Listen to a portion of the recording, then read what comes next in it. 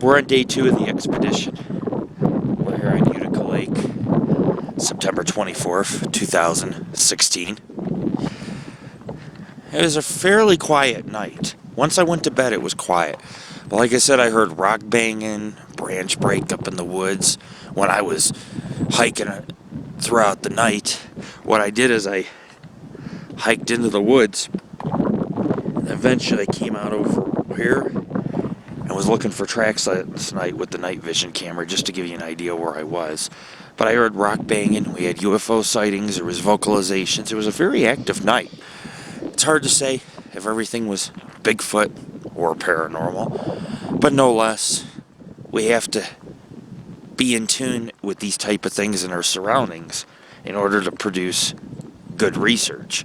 We can't just sit back and just ignore that these kind of things exist, or we're out here to see, to visualize, to hear, to document what we see and what we feel,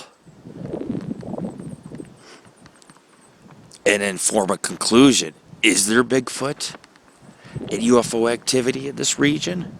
And you can come out here 1,000 times and not see anything, and then there's that one time you come out here and there's just something that doesn't add up. The vocalizations were across the reservoir, a couple miles away. And there's no way over there, obviously. It's pretty, unless you got a kayak, it's pretty remote. You're not going to have any roads or people back in there. But we're at camp. It's a bit breezy and brisk. It's an autumn morning. It does drop down to 30 degrees at night out here. So it does get cold. It does get cold. We're going to go ahead and load up the backpacks. We're going to take the truck up down this dirt road and park. And try to make our way to a few lakes today at least. Check them out, investigate them, look for tracks, have a few brews, and then come back and... Huh? Yes, I know. Okay. And I have a few brews, come back to camp, have a few brews, cook some steaks, shish kebabs tonight, cook some steaks and shish kebabs, play some games, maybe do some rafting and fishing. It's going to be a good day. It really is. It was very cloudy earlier this morning. I thought to myself it's going to rain, maybe even snow. I was thinking, man, what are we going to do? And then all of a sudden the sun had came up over the ridge line to the east right here. Bam, it's starting to warm up now. Birds are out. I also heard some weird sound in the woods. I don't know what it was. It sounded like creaking. It could have been a tree. Sometimes trees creak in the wind, but there was no wind, so it was very weird. It's just a very unknown sound. Not something I hear all the time. So we're going to go ahead with day 2 of our expedition. I hope that today or tonight we have as many results as we did yesterday. I'm going to try to get my IR light working.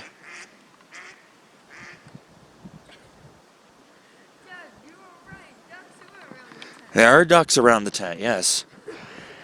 We're going to get my IR light working so I can do another night hike. It's good to try to have every aspect. When you're a cryptozoologist, it's good to cover every aspect, night and day. Not just daytime, but to go out at night and try to listen and see what else you can find. And sometimes it does pay off. Would really pay off if we get this creature on film. And so that's always my goal. So we're on Utica Lake. It's crisp Saturday autumn morning. This is your founder of the Paranormal Ghost Society, Lord Rick. It's time to suit up, boot up, pack the packs, head on out into the bush in search of Bigfoot in the Bear Valley at Utica Lake area. So we're driving along the shoreline of New Spicer Reservoir, and on the other side, the left, through the woods, is Union Reservoir. So you got 2 reservoirs, and then you have this dirt road that goes between them and goes up into this little lake basin where Mud, Summit, Elephant Rock, and Rock Lakes are present. Very small lakes, kind of muddy shorelines. They're surrounded by foliage and wood forest of the. They're surrounded by the Stanislaus National Forest. Therefore, I expect to find a couple strange tracks today. If not, I'll sure enjoy the scenery. There's a lot of pretty peaks in this region, mountains. It's just some nice country. Big granite rocks, 1,000-foot cliffs. It's about 5-6 creeks, including the Stanislaus River that runs right through this area. So I expect a very beautiful day in the wilderness, hiking around, exploring this place. We left our camp at the Utica Reservoir. A lot of strange things. I heard an odd noise. It could have been the tree creaking back and forth. Heard some rocks being hit together, back and forth, like something was signaling. Like from two different areas, like they were. These Bigfoot-like creatures will take rocks and tree bang, or take the rocks and hit them together, and that's what it sounded like. Is there was two separate rock banging incidents going on, where you heard one to the left and then you heard one to the right, and it's hard to say, man. Maybe these creatures are invisible and standing right in front of us, we wouldn't even know it. Could cloak themselves, or just they're very elusive, and they can communicate. You know, a couple bangs might be danger or warning. It's hard to say how these creatures communicate, but I heard them and I know it was real, and I heard vocalizations. I've seen a couple UFOs. Every time I come to the Stanislaus Forest, I always experience or see something strange. And so I hope today that we also get the same results, hiking deeper on in the bush, looking for Bigfoot, or hell, could even find a hermit shack. There was a lot of old mines out here back in the early 1850s. So the road's getting a bit rugged. We're gonna pull off up here and try to go see Mud Lake real quick, depending on its accessibility. It's more like a pond, but it's still a good sized pond. Good for checking out tracks. Then Summit Lake, and then Elephant Rock Lake. Try to get over.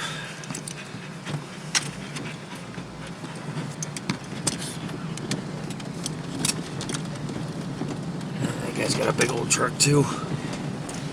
He's got camo on. He's probably back here shooting some arrows like me. Brought my crossbow, Sniper 370. Can't wait to pull that trigger and fire an arrow into a tree or into a Pepsi can. Like a big kid, it's like I gotta see it go through the can and be like, yeah. Pretend it's like a squirrel or something, and I'm hunting for survival. Of course, I'm not gonna hunt for any real squirrels unless it's a life and death situation, because I heard squirrel meat's a little tough. Maybe you guys have had it, I don't know. Add some lime barbecue sauce on it. Make some jerky, then it might be good. Oh, we got a vehicle blocking the road up here. They must be turning around. Probably too scared to drive over any further on the rocks. I got a good suspension system on this. Oh, I don't know why people would park here. Ain't nothing but woods here. There are some people back here. It's a pretty popular hiking area in the summer. Wait. This guy's turn around. These cars can't get through there, that's what it is. Yep, there's some huge ass rocks. Oh, yeah. Alrighty. I got a truck, I can get through it. They're not able to get through it. And if they don't... It's the way the light shines on it. It looks worse than it is. It's just, yeah, it's not that bad. But people take their cars up here, but I think those people, that one car is a lowrider, only a few inches off the ground, they can't do it. There's no way that would jack that car up. Yeah, rip the friggin' oil pan off. But like me, I got a lot higher clearance, so if I go over a rock, it'll just go right over it. I won't hit the bottom at all. It gets better. It's just this little uphill area. When it flattens out, it'll get better again. See the rocks? They fall from up on the sides here onto the road.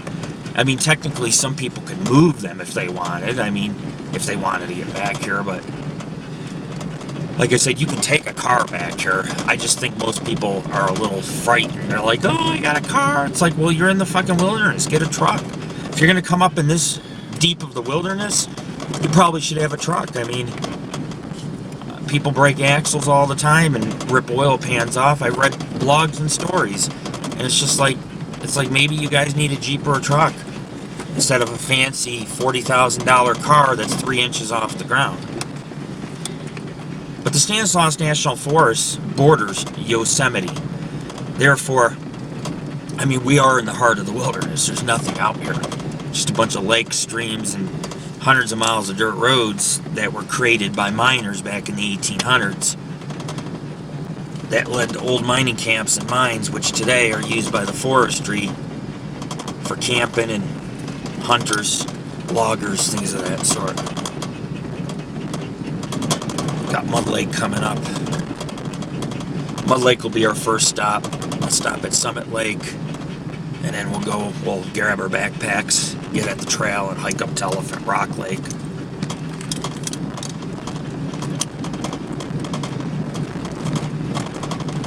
Dooley.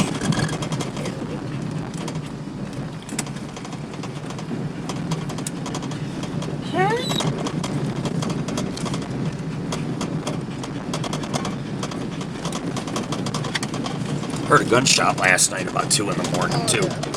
I was like, what the hell, man? It says on the signs around here, no guns, no guns.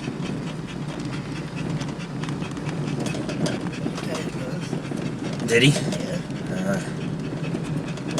Be a rifle on his neck. It might just be, it might be protection, or it might be, there's certain areas you can hunt. There is hunting season this time of year for certain things. For certain, like, for example, you can hunt bees. He's probably hunting. He's not in the campground area, so he can do it. Or protection. Just leave the road. That's right, because I'm gonna have to probably have to hike down to it. We'll have to see how it goes.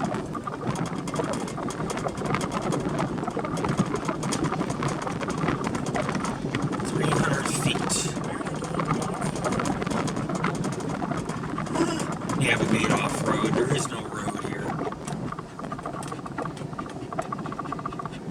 The trailhead's up here for Elephant Rock. There's no right either. I have to see. We have to look.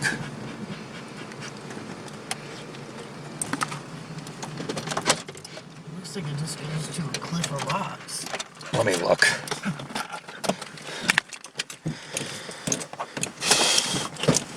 Stay. No.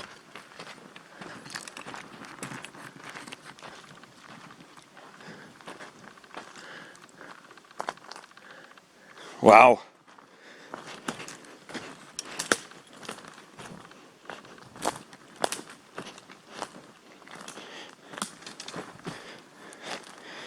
So folks, straight ahead we have Mud Lake.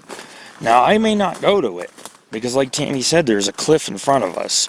And I don't know about you, but cliff climbing to a pass, this sometimes dries out, but climbing to something that may not exist could be a huge waste of time and cut into our day.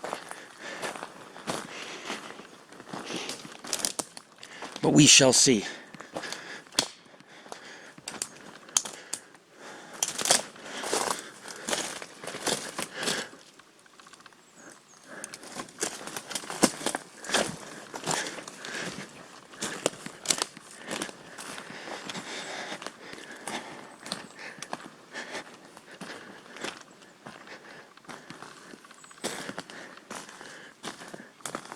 Oh yeah, we'll be alright.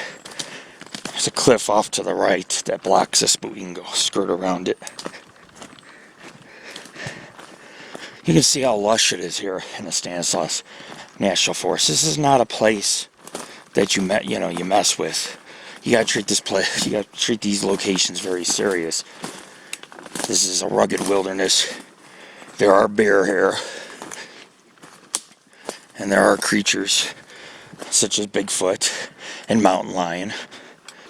It's a rugged wilderness, and there's a lot of fallen logs and granite rocks. and it's easy to get lost. I mean, you need to have a GPS and mark some coordinates and stay on course. At least if you got GPS, you can zoom out, find maybe a lake that you're aware of, and kind of shoot over to it. So, you know, we use a GPS more often, and I don't always use one. I'm stubborn. But in this case, if you want to go to through the woods to see something like Mud Lake, it might be wise to have a GPS, because if you stray left or right, you'll miss it. It's not a huge lake. That's just an example. There's hundreds of thousands of lakes in the Sierras that are just hidden in the woods, and you just get out and walk to them. But like I say, you're off 10 feet off course, and you stray, you could end up going 100 miles in the wilderness and not see a single highway or person, end up in Yosemite.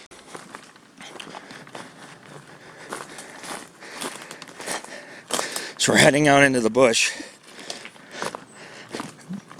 You can see there's nothing but wilderness, and you have to be careful. You know, I mean, if you're gonna go out here, use the right equipment. Get a truck so you don't get broken down. You get caught in a snowstorm up here, you can end up dying. Maybe nobody here for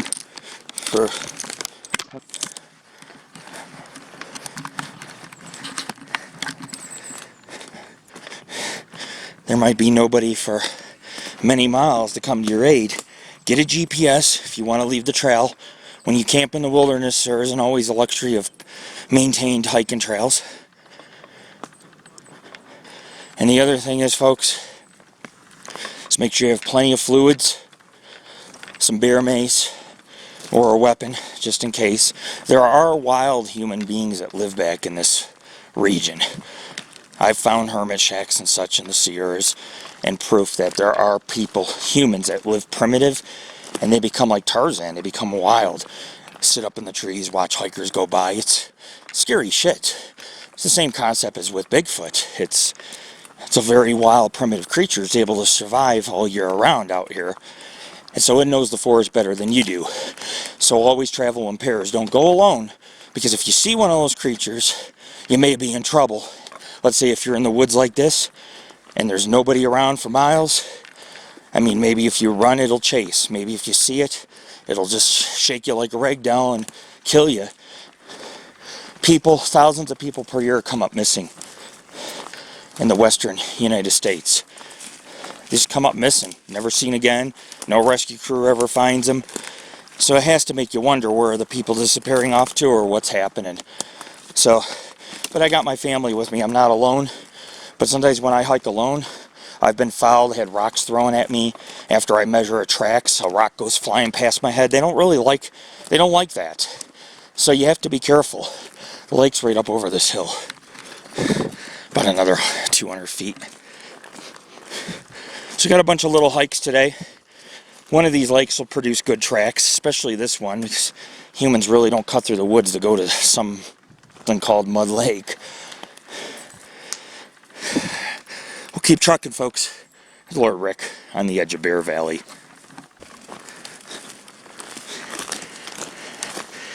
It's just one of those lakes that has no markings whatsoever. Like, the only way people ever find lakes like these is marking them on their GPS and just trying to follow them. We'll see what's over here.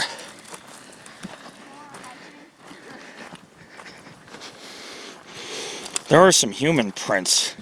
I'm thinking some people tried coming back this way. There's Utica Reservoir.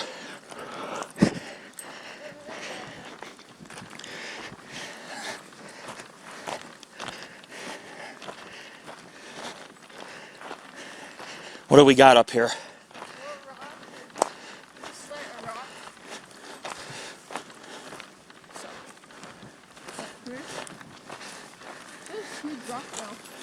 Get down there. Basically, you're just climbing rocks and dirt. Well, let me look at my GPS. Let's go over here. Dad, I'm gonna hike this to you. Ready? It's a little trail down, huh? You missed it. What kind of hike is... That's not hiking, that's kicking and punting, dude. Here. You grab it. I'll show you how this is done. I go get to it. Hold the camera and film it. Okay. I kind of kicked it. You ready? Yeah. Back up. I'll show you how this is done. Oh God. If you're in the apocalypse, you got nothing to do, you Yeah. have to make toys. Jesus. There, that's how you do it. Dude. Ugh. I couldn't even do that myself. Here, I got everything slipping on me, my crossbow. That's why I can't really carry it, because it's... Yeah, dude, you can't have it down. Because when you're walking, it hits your butt, and then it's shooting straight at me. And I don't want to be walking along and all of a sudden... Right? Finally, I've been waiting for this moment. Well, I need to look at my GPS. Hold on. I'm starting to think this might be an obstacle course up ahead. But I'll look. Oh, well, come over here and sit on the rock. It's going to take me 2 seconds. Oh. Says we're right on top of it, man. Like it shows us. It shows us. You guys have to, we got to go diagonally here. See?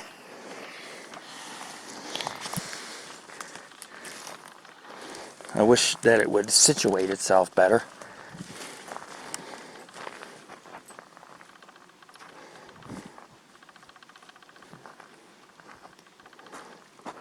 That GPS doesn't even tell me the distance to the lake. My old GPS will tell me 300 feet, 200 feet. Something's fucking not right with that GPS, I'm telling you. It's not moving. I've been walking all over the place. It's not moving. It's supposed to allocate itself.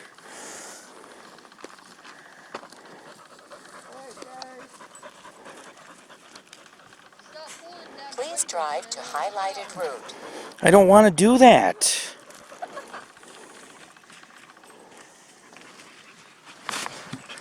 Now let's go over here. Don't want to go near the cliffs. It's starting, here it goes. It's changing now. We'll follow this path down. It's, yep. It's showing it down here and then to the right. We're halfway to it.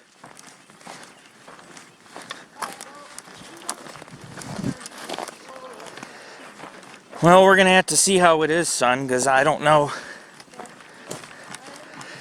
It's easier to go around this. Rascal, get over here. What's wrong with you, dog? Bigfoot's going to grab him and be like, I'm taking you. We're done. There you go. Yeah, cut to your right. Because we're starting to leave the lake area. It's right, the way you're heading is right where it's at. Well, we can look for tracks. It might be dried out. So folks, we came from all the way up on top and came all the way down the rocks to go to Mud Lake. There's a lot of mud lakes in the Sierras. There's a lot of rock lakes. However, these unmarked lakes are gold mines for looking for Sasquatch tracks, because this is a creature that's going to stay away from humans. There's no trails here, no human activity, and therefore if it wants a drink, it can come here and be undisturbed for many, many years, unless someone like me comes back here looking for tracks along, huh? Right here? I think deer. Yeah. I seen some bear prints last night on the mud, in the mud. There are bear, huh? Perfect spot over here. I need the shade in the tree. Huge tree too. Looks kind of dry, huh? I don't know. Oh my God, Rascal's in the water. Is he in the water? Yeah, and The stagnant, still water? it looked like he was. I think Bigfoot likes more fresh water, but I mean even stagnant water, there's been sightings near. And we found track. Oh yeah. Wow, this lake is hardly existing anymore. our first lake at the area. We got 3 more lakes to go. Let's hope they're all not dried out like this. Mud Lake. Hopefully I don't spray myself. Jesus.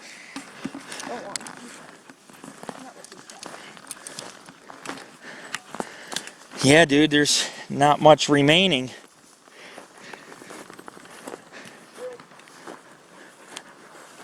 Wow.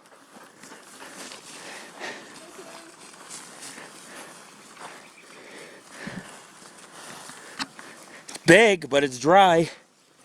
So we arrived at Mud Lake. It's kind of a hard hike. There's no trail or nothing. You just basically rock scramble, work your way down and descend into this little basin where this lake is present. And at one time, I'm sure when the drought was non-existent 5-6 years ago, I'm pretty sure where I'm standing was probably about 4 or 5 feet deep, easily. And you can see the water line in some of the rocks, and it's definitely, this lake was definitely a lot higher back in the day. And now it seems to be a very dry lake. That's the only water is in the center. It's just a marsh. It's not a lake. But it's all right, folks.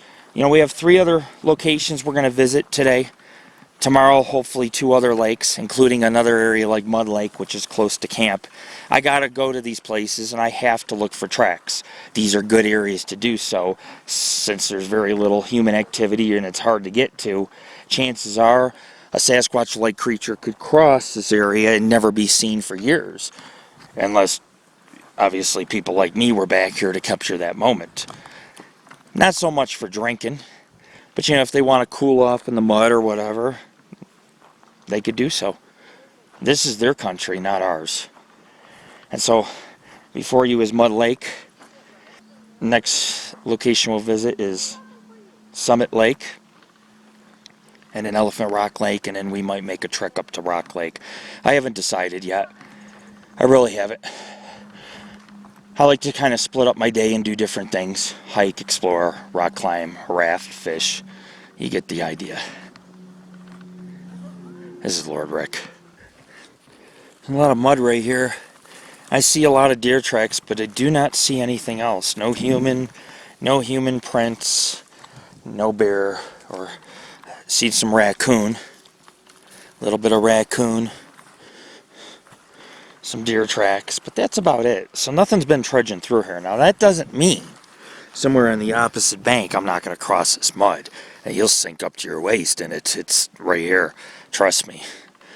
However, you know, not to say on the other side or somewhere along this marshland there isn't some kind of Bigfoot track. But you get the idea. We came here, and the generalization that I read from a place like this is, yeah, deer maybe cross this lush meadow. Maybe some raccoons. But there's no sign of any predators, no mountain lion, bear, coyote.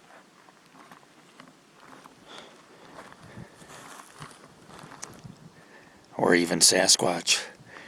Maybe the next lake will reveal a little bit more.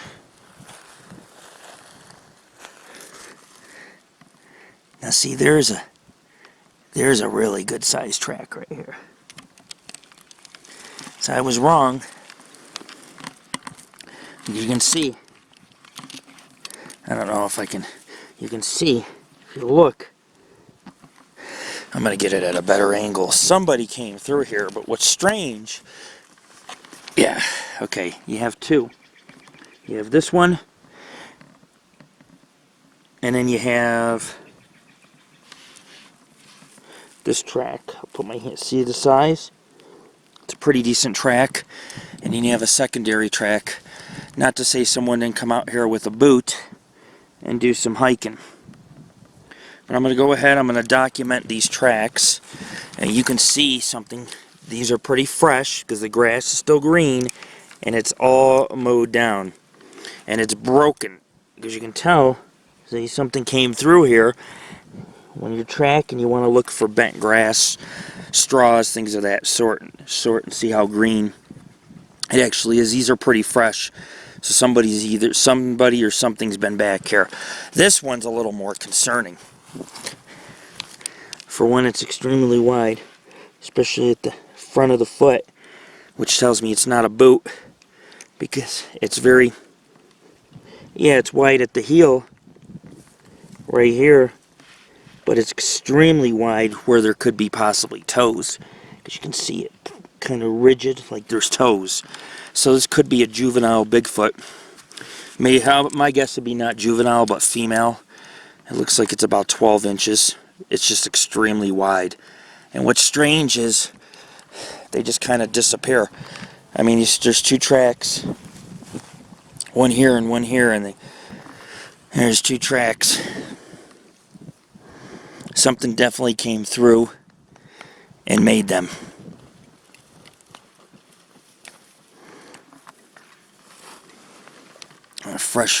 The grass is freshly mowed down in this area. Something came through here, and I don't know what it could be, but we'll go ahead and I'll try to compare. It's much wider than my foot, so you know I didn't make it. Look at that, how much wider that is. Interesting. So you got about 13.5 inches. Much bigger than my foot, much wider. And then at its widest point, you have right here, almost 7 inches. It's a pretty decent sized track. 13.5 by 7 inches in width. Oh yeah. Pretty decent. This was a good find. We worked hard to get back here. There was no trails, just in the middle of the wilderness. And it looks like our hard work paid off with our first strange track of the day. We're at Mud Lake,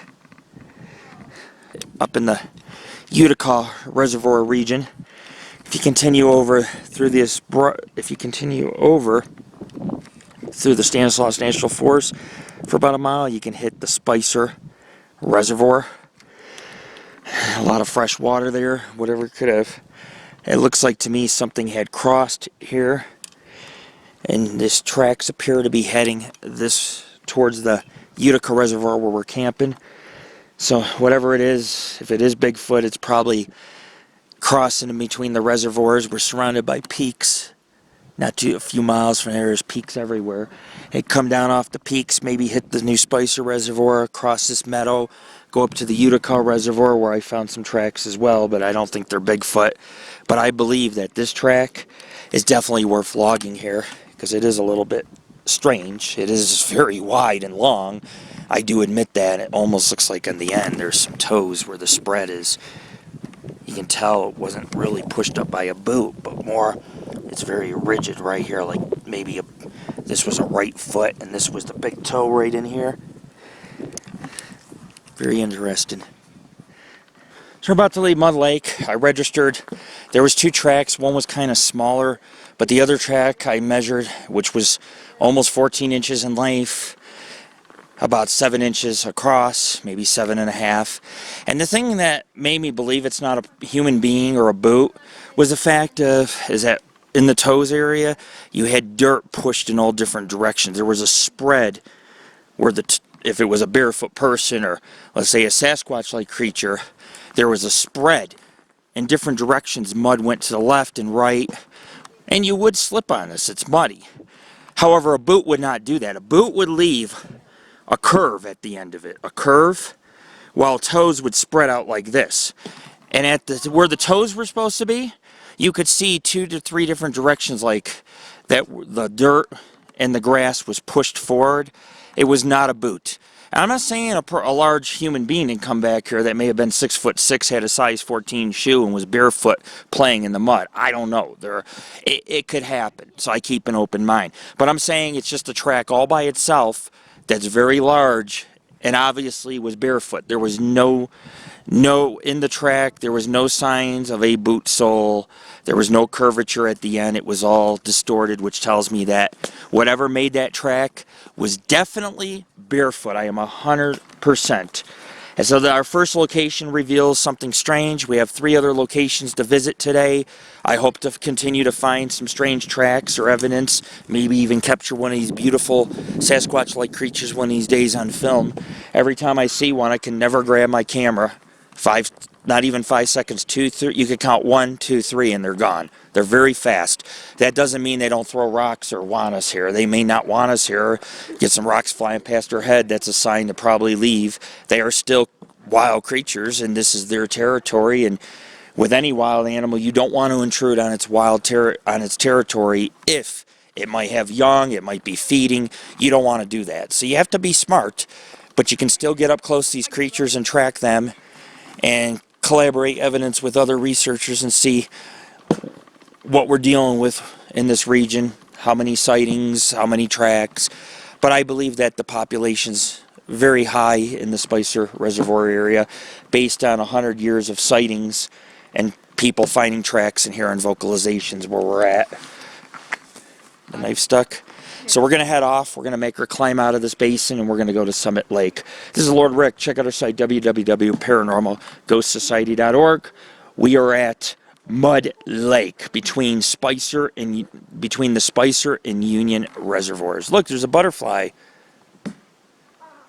There's not many left because it is autumn. Oh, it's going to land. It's going to land. And it's going to go past me. Damn you.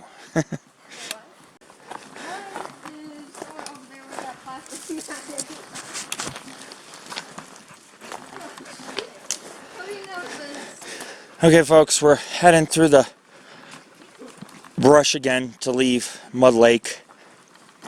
As you can see, there's not much left of the lake. I have no regrets coming back here.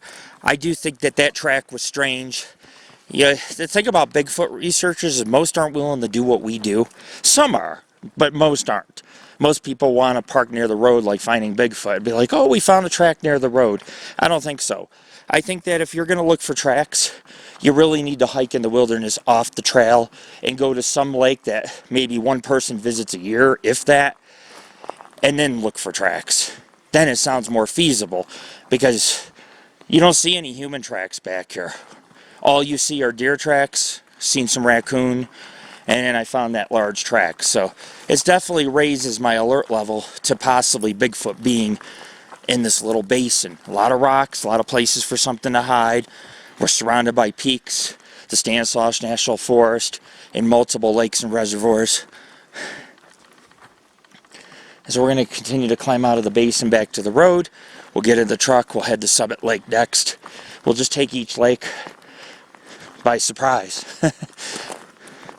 So far, being that this is our last Bigfoot expedition of the year because of the winter coming, and it's coming quick, so far it's been good. Our last trip, I found tracks and other strange things, had a rock thrown at me.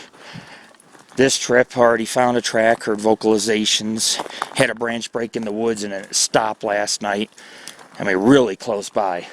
It's a lot of little strange things that I guess you learn to kind of question being a Bigfoot investigator because you know there's no humans out here. Therefore, you have to leave the other option that it could be Sasquatch. It could be. It doesn't mean it is, but it could be. But we got to climb all the way up to the top to get out of the basin. And then we'll work our way to Summit Lake, Elephant Rock, and then Rock Lakes. So it's been very exciting for our last expedition in the Sierras. And when spring comes, we'll be back out here looking again for Sasquatch. We spend more of the cooler months ghost hunting, UFO watching, that kind of thing. And then we spend the summer, we spend part of spring, summer, and the beginning of autumn looking for Sasquatch. Sometimes I do winter Sasquatch investigations. It just depends on where we go. Certain areas are inaccessible. In the winter, you cannot come back here. This place is buried under 15 feet of snow. And trust me, it snowed here a few days ago. So winter is starting to set in, and these creatures start to come down off the mountains looking for water and food. So this is the perfect time of year to squatch in the Stanislaus National Forest. It's your founder, Lord Rick, hiking in the wilderness, going no place man has gone before.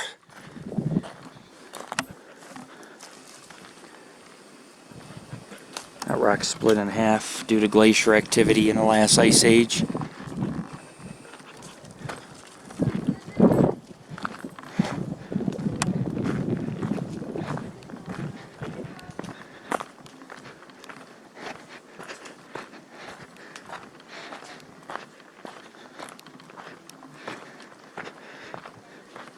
You see a lot of big rocks, some of the size of houses in the middle of the Sierras. It's very incredible. Like I say, this is a rock ape's playground. If Bigfoot's a primate, this is the place to do it. Large trees, rocks everywhere, canyons, streams. And you gotta think reasonably about a creature like this. Could it exist? And the answer is yes, it could exist, especially in an area like this. So we're gonna go ahead and work our way up and out. Once we get to the road, the dirt road or off-roading area, we'll be able to head to our next lake and hike in. It's gonna be a busy day. It's still morning and our day's only just begun. It's about to get a lot more rugged and serious than where we're at.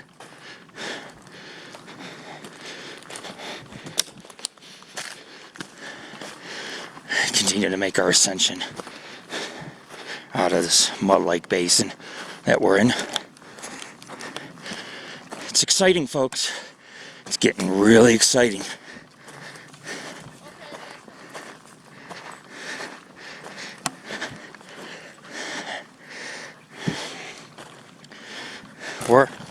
Ow, that hurt. There's some nice little berries growing. Like I said, the bear and even Bigfoot-like creatures will probably eat such foliage and berries to sustain themselves. Nothing seems outrageous when you can apply science to the whole factor. Science makes sense.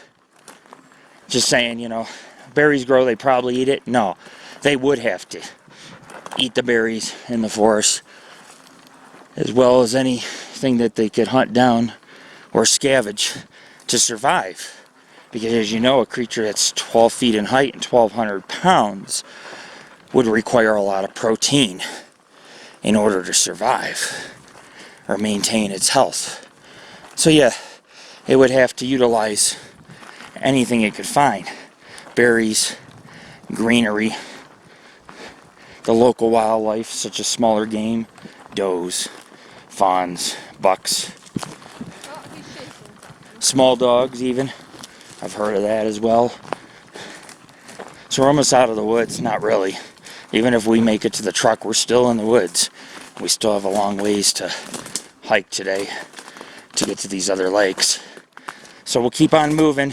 Found a very strange track at Mud Lake, and I'll continue to document this journey as I promised all our members and followers. It's what I try to do now. I just document large portions of the hike and our research. Video is far more sufficient than photos, although we do take photos as well. Video, you guys get to be a part of something here grand, such as the discovery of the track.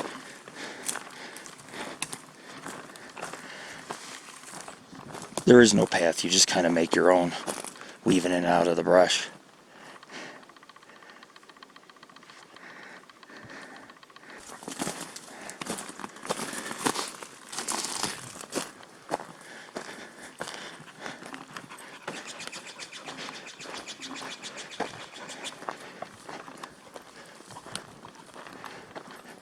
Sometimes you can follow an animal path out as well, but you got to really pay attention. They're overgrown or very narrow. But if it makes it easier so you don't get caught up on brush, you can do that. One guy was complaining about this area hiking. It's like, oh, I got all cut up and there's no decent trails. Like, dude, you're in the wilderness. There's no luxury amenities in the wilderness. The whole point of making your own trails in the woods, the whole premises of it, is to kind of explore, get out there, do something.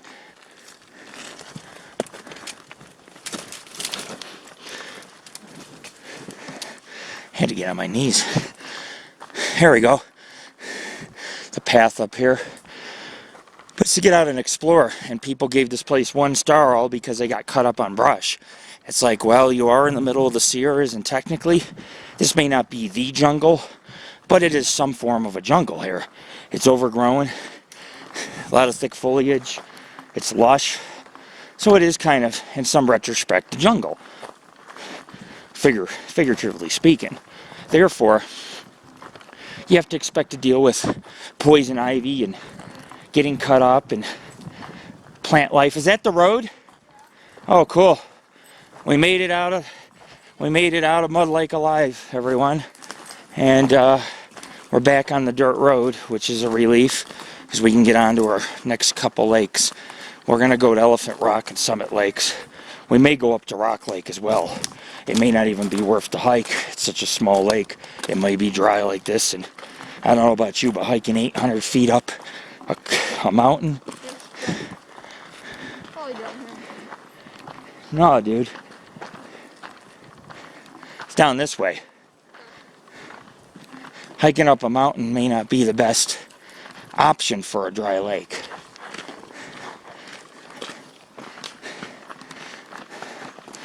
This is Lord Rick. And what we do here is about, it's about the journey, the memories that we share. And I try to add them onto YouTube at our website so people can kind of be a part of something. Not just a family type of act, not just a family effort, because my family helps. It's not just about family, it's about sharing our finds with others reasonably. Nothing outlandish or outrageous here. Just simply the truth and an open mind. So, when we came out of the woods, we weren't sure which way to go. Which way we should head on the road. I decided to go downhill a little and come around this corner that you see up ahead. And lo and behold, here's my truck. So I'm quite happy. I really am, and I'm glad that I made the right decision. Don't have to walk an extra quarter mile the opposite direction. She's a beauty. I just bought her a week ago. Could not wait to take this truck camping. And it's done quite well off-roading. And it's very roomy and spacious as well for all our equipment and gear. We're on our way to Summit Lake. It's not a bad road, but there are some rocks and divots. So if you have a car, you probably won't want to take this road. This will take us to Summit Lake, and then when we leave, there's another trailhead not too far from here. It'll take us to Elephant Rock Lake. And if we really want, we could hike up to Rock Lake, but it's debatable depending on the terrain, the time, and the fact is that it's there's people camping, such a small lake that it may be dried up. The drought's just kind of, some of these smaller lakes that used to be quite blue and lush and deep, quite blue, deep, and had fish in them, no longer exist today. They're just swamps. So we'll be able to drive right to the shoreline of Summit Lake, take some pictures, maybe smoke a cigar, and then head on off to our hiking trail to go up to Elephant Rock Lake, which is very, very pretty. Have a nice picnic lunch, make a day of it. Now the road's getting a little better.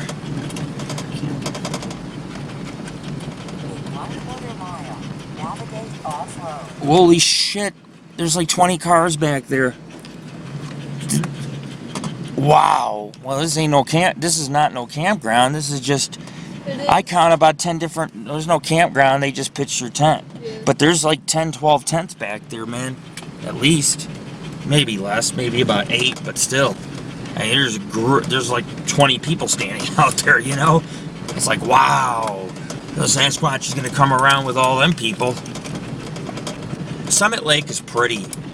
And if I like this lake, hell, I'll come back out here and camp on this lake next year.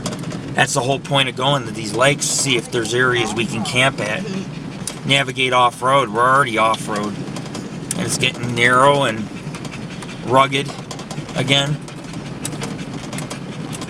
But you can still take a vehicle back here. It's quite obvious. It's better than walking, because the real meat of things is the lake, as far as searching for tracks or enjoying the wildlife.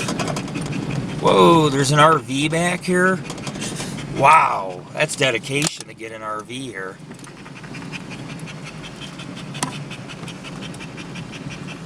I'm thinking the lake's right up ahead in a quarter mile. There's a lot of people camping. Look, Workman Communications. Who takes a vehicle like that back here? It's like bins. Are you kidding me? Very confused.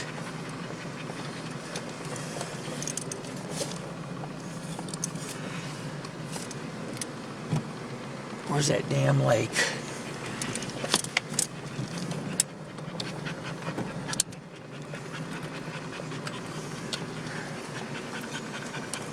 It's close. Let me see how far. 0 miles. Oh. Yep, it's to our left. At least I know this truck can handle the off-roading back here. You know, I feel more confident. Oh, God. What? Nothing. Slapping on my arm. Oh, I feel more confident in this Jeep. That's because this is mine.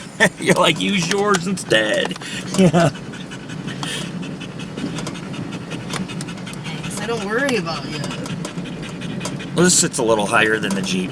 I wish it actually was a little higher than that, but it's hard to find vehicles with lifts, and they're expensive. I'm thinking where the... Huh? Past.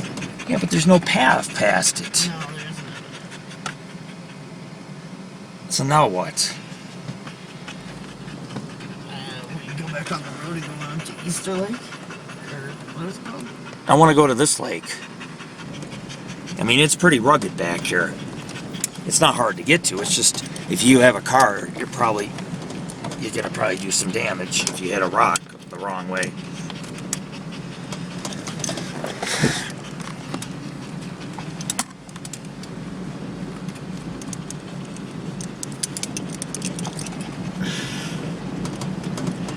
So we'll head out. We'll go to this one area and just cut across. I can see the lake through the trees. I can't see it, but when you look through the trees, they stop, and it's a huge open area. It's just a few hundred feet off the road. It's hardly any trees or brush to cut through either. I just figure we could drive all the way to it. And it's possible we can. Maybe those guys are blocking a path behind them. There might be a trail back there to go to the lake, but I can't see it with all those tents and vehicles. And I'm not going to walk through their camp to go look. I don't want to be rude. It's like if you are blocking the path, that's kind of not cool. What's this road here? This is the main road. Oh, this is the main one. Okay. This is the Elephant Rock Lake. Okay.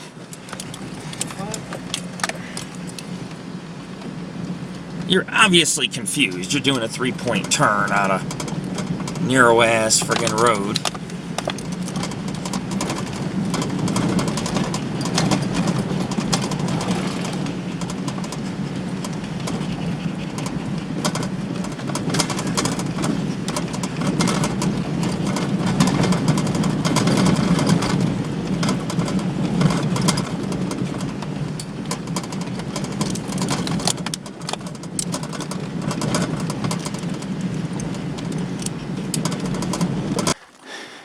Got some pretty giant trees, folks, that are down.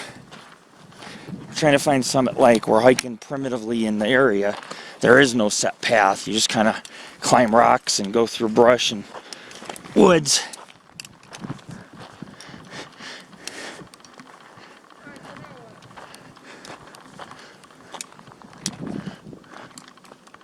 Well, go straight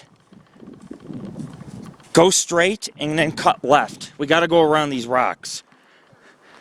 These are washes or ravines. See how it's all open right there? That's a lake. That is Summit Lake. The bigger portion's this way, the smaller portion's straight, but we can't go over that rock.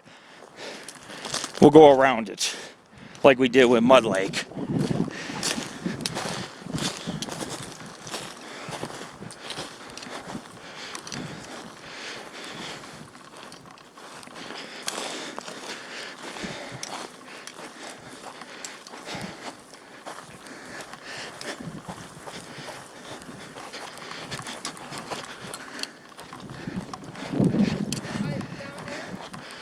Let me see. Hold on.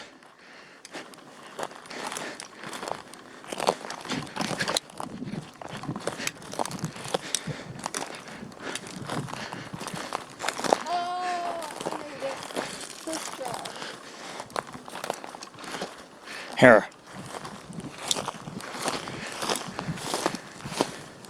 Right between here.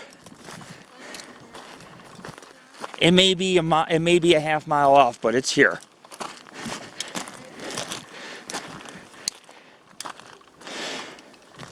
Right down here.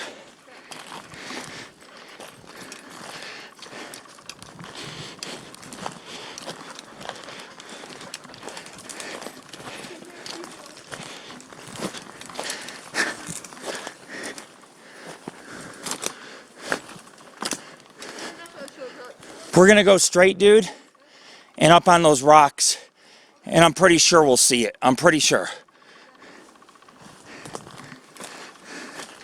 A lot of big fallen trees. We're almost at Summit Lake.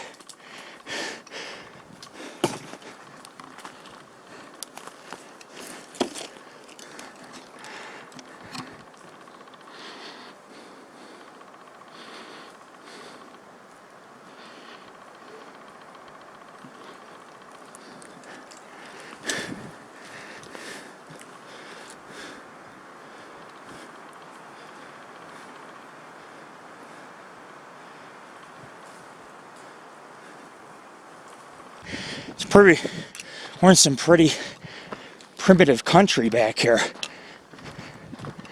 Wow.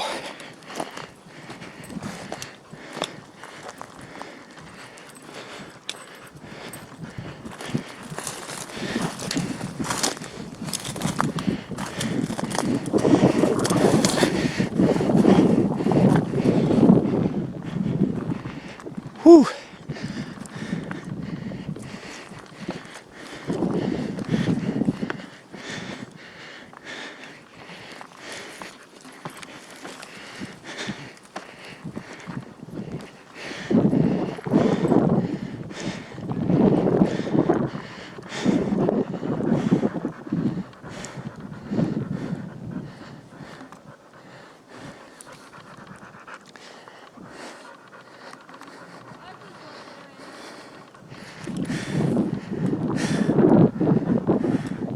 I don't know, I see what looks like water down there. Way too far down, dude.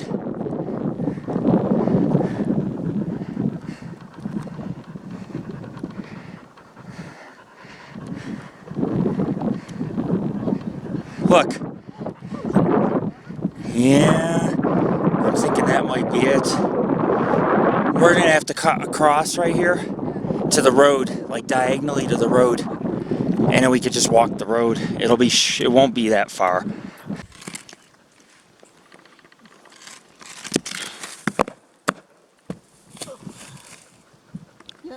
Christ, man. That is your brain when you fall off a granite cliff. Yeah, I think I'll stay over here where it's safe. I'm not walking along the edge of this. I know. Is that you? No. You're on Paranormal Ghost Society Candid Camera. Smile. I am.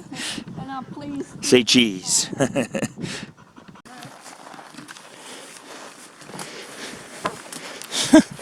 Is it working for you?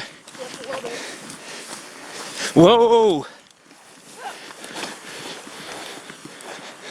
I caught myself with no hands. I got some good body strength. Be perfect for snowboarding. It's good practice for snowboarding.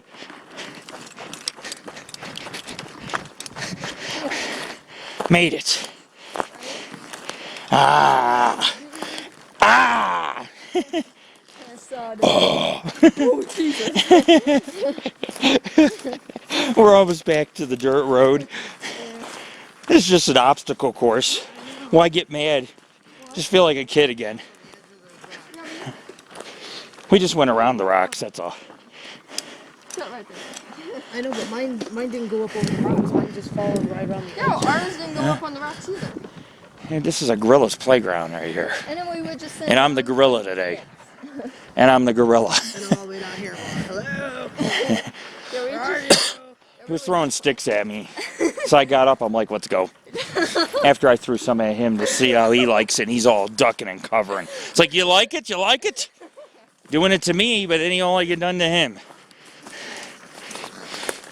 Man, we really are in the middle of bumfuck nowhere. Holy shit. I wonder why there's Bigfoot back here. Amongst other monsters that are seen like lizard men and aliens and UFOs.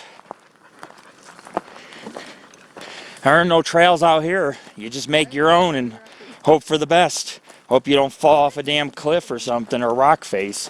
The road's right up through that brush. We're almost out of here.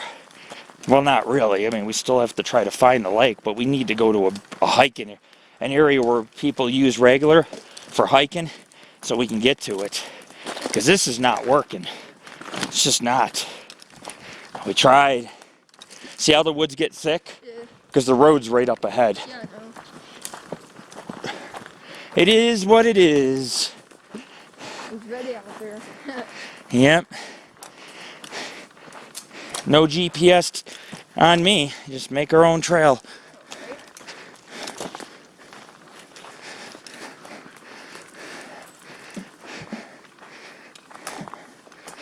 Go, Mama. Go in, Mama. Look, Mama. She's coming. Yeah, that's not watching you wait for Oh, Mama. shade at last. Right? Yeah. It's a beautiful autumn day here in the Sierra Nevadas. Yeah.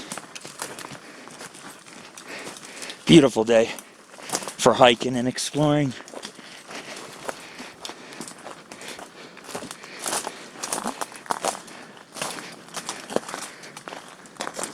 Ah, Oh, dude, we're here.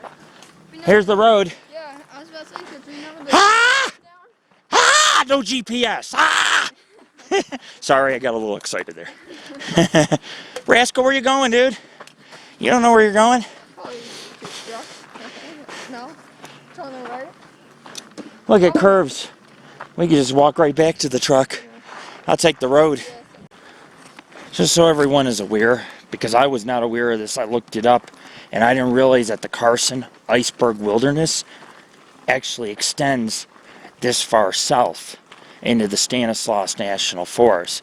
But we're hiking in the Carson Iceberg Wilderness, or at least edging it. It's amazing, because over the years, when we first moved here, our first year or two, we went to the Carson Iceberg Wilderness about 3 times, and all 3 times I had found Bigfoot evidence. So that explains why the Bigfoot are so prevalent in this area, because this wilderness is known for Sasquatch. It dates back to the ancient times when the Native Americans were fighting what was known as the Bigfoot Wars, because the Bigfoot were coming on in and stealing women and children and sometimes killing the braves. I mean, it is what it is. They're just as tribal as any other species out here, competing for territory and their own survival. And so if these creatures are intelligent, you know, back in the maybe hundreds of years ago, they thought that, hey, the Sierras belong to us, and the native tribes kind of ran them off the land, kind of like what the white man did. And that's why you don't see many Bigfoot, but they're out there. And there could be 5 or 6 sitting 100 feet off this path in a circle, just, you know, picking flies out of their hair, or talking in their own language, or building grass shelters. It's so hard to know. It's just so hard to know how cultural these creatures are and the extent of their intelligence. So here's the deal, folks. We're hiking to Summit Lake, and from Summit Lake we're going to hike to Elephant Rock Lake. Now as you can see, we're on a different path. My GPS had the truck facing the wrong way at first. I don't know if it didn't register it, but I had the truck facing towards just a massive wilderness area, and we hiked over multiple rocks and ravines and granite slabs, and eventually we turned around and we're like, this is ridiculous, there's no lake. And so we ended up going up the road a little ways, and then we hiked down this hill, and there's a trail that apparently takes us down to Summit Lake. And so there's a lot of people that say there is no trail to Summit Lake online. Don't believe it. When you come down the road, as you're heading towards Elephant Rock Lake, right before you get to the gate for Elephant Rock Lake, look towards your right side, you'll see a kiosk down the hill. And that's the trail to Summit Lake. And you can take the trail. Instead of take the road, I'd rather just take the trail to Summit Lake. Or instead of taking the road to Elephant Lake almost, what you do is you just take the trail to Summit Lake, and from Summit Lake you can take the trail up to Elephant Rock Lake. That way, instead of driving, you can be out in nature. These are not very big trails, so I'll probably spend a little time at each lake, and then I'm going to gather firewood for tonight, get back, do some fishing. Got a special dinner, steaks, shish kebabs. It's going to be a hell of a night. You're going to enjoy yourselves. And I got my IR. Yeah, oh yeah. Well, we were in a primitive area. There was no trails. It was just rock climbing, scrambling. It was. I would have walked down there and looked at that before, because I saw that sign coming in. Yeah. So, folks, we're gonna do another UFO watch tonight. I got my IR lights working. So tonight I will do a night hike by myself in the woods. I actually have another area I'm going to hike in the woods tonight. And I'm going to take you guys in the woods, deep in the woods, not too deep, because I don't want to get lost at night. It's easy to get lost. You can't see no landmarks. But I will take you in the woods so far, maybe about a half mile in. And we're going to see if we can get some more Bigfoot activity. Last night I had something in the woods with me. I don't know. Could have been an animal, but I don't know what animal just steps down, breaks a branch, and stops dead in its tracks and doesn't move the entire time. That silence is kind of scary. Says Lord Rick, that's when I get to Summit Lake, I'm going to drink myself a maple honey ale, Samuel Adams. And then when I get to Elephant Rock Lake, I'm going to drink myself a red ale. And in between, I'll smoke and eat some good food. I got an orange and a bunch of other healthy food in my backpack, cheese sticks, tuna fish. And we're going to have a nice picnic lunch up here with the family. It's been a good day. I just, we only got about 4 hours of daylight left. So, unfortunately, because it is autumn, I'm not going to make it to Rock Lake. And Rock Lake is pretty shallow. It's maybe a couple feet deep. It's not a big deal. You're not going to get footprints or Bigfoot tracks at Rock Lake. It's all granite around there. Summit Lake and Elephant Rock Lake, we have a chance at getting some tracks. And I already got a track at Mud Lake today, so we logged our evidence for the day. Now anything else we find is just a bonus. Keep in mind also there's a lot of horses, equestrian type of trails back here, and there's also a lot of people. So lakes like this you're not going to get Bigfoot evidence. Mud Lake you will. Very few folks are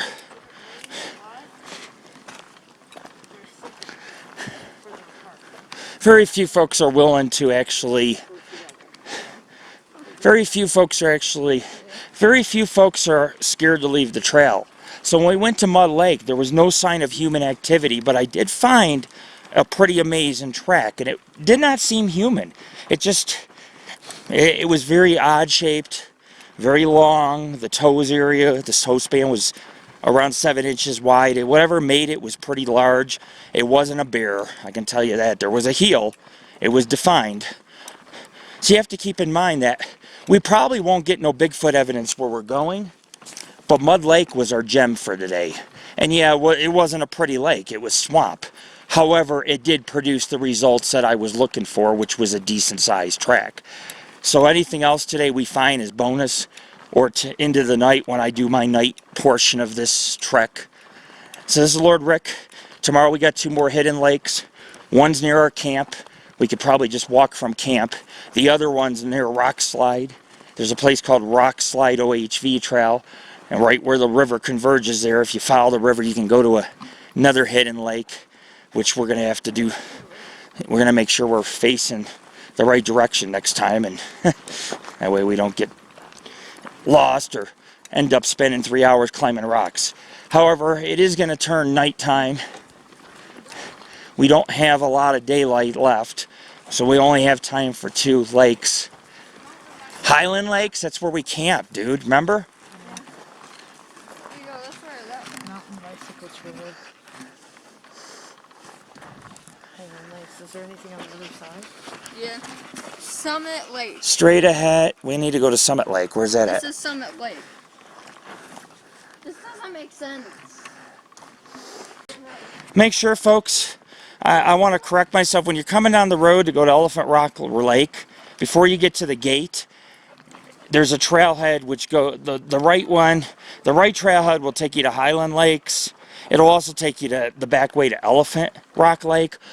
Make sure you park across the road, cross it, and go left, and you go about 300 to 400 feet down the trail, and the lake's right here. We've spent 3 hours looking for this lake when it was only 5 minutes from, not even from the road. But we are here. It's a beautiful lake. It is a very beautiful lake, and we're actually going to find a little spot, I think over here where the trees are, so we don't run into people. Up here, Dad. All right. We'll go over here where there's a stump and stuff. That way we can sit down and try to eat and rest a little. I don't see any horses here yet. Yeah.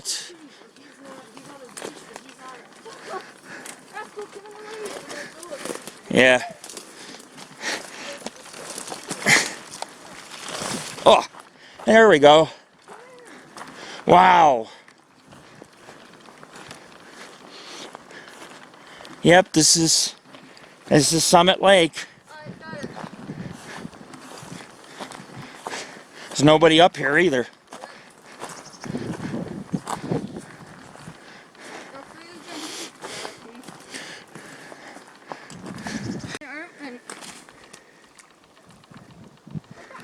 Nice. Rock skipping at Summit Lake. 10. I expect no less than 10. Like that? 10 feet? Or 10 feet. 10 feet. Okay. Dad, that was really pretty. I didn't know that. Alright, no less than 10. Alright, you ready? Damn. I need like It still took a backbone good like hop this. when it Alright, hit the one water. like this. Okay. No, not there, one. Yeah.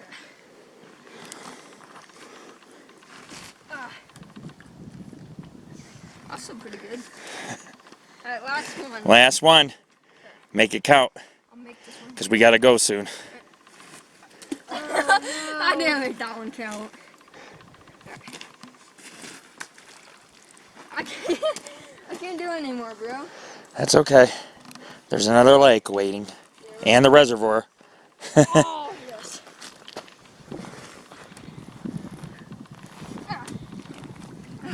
You get a few at least. Better, like I said, than I can do.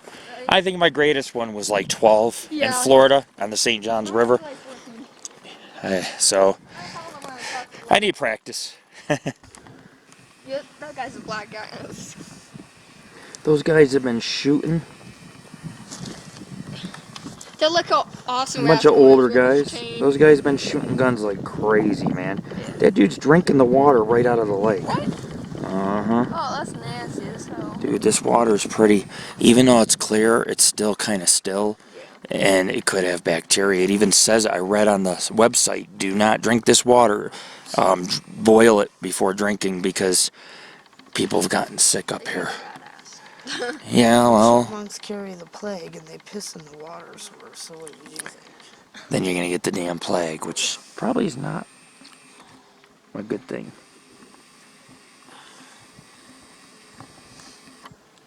Yeah, those guys have been firing guns all day. Big ass rounds. As long as they don't fire over here, I don't give a shit. Start firing over here, we'll have a problem. I'll go get my crossbow.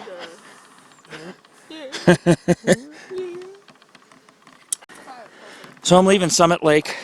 We're going to head on to Elephant Rock Lake.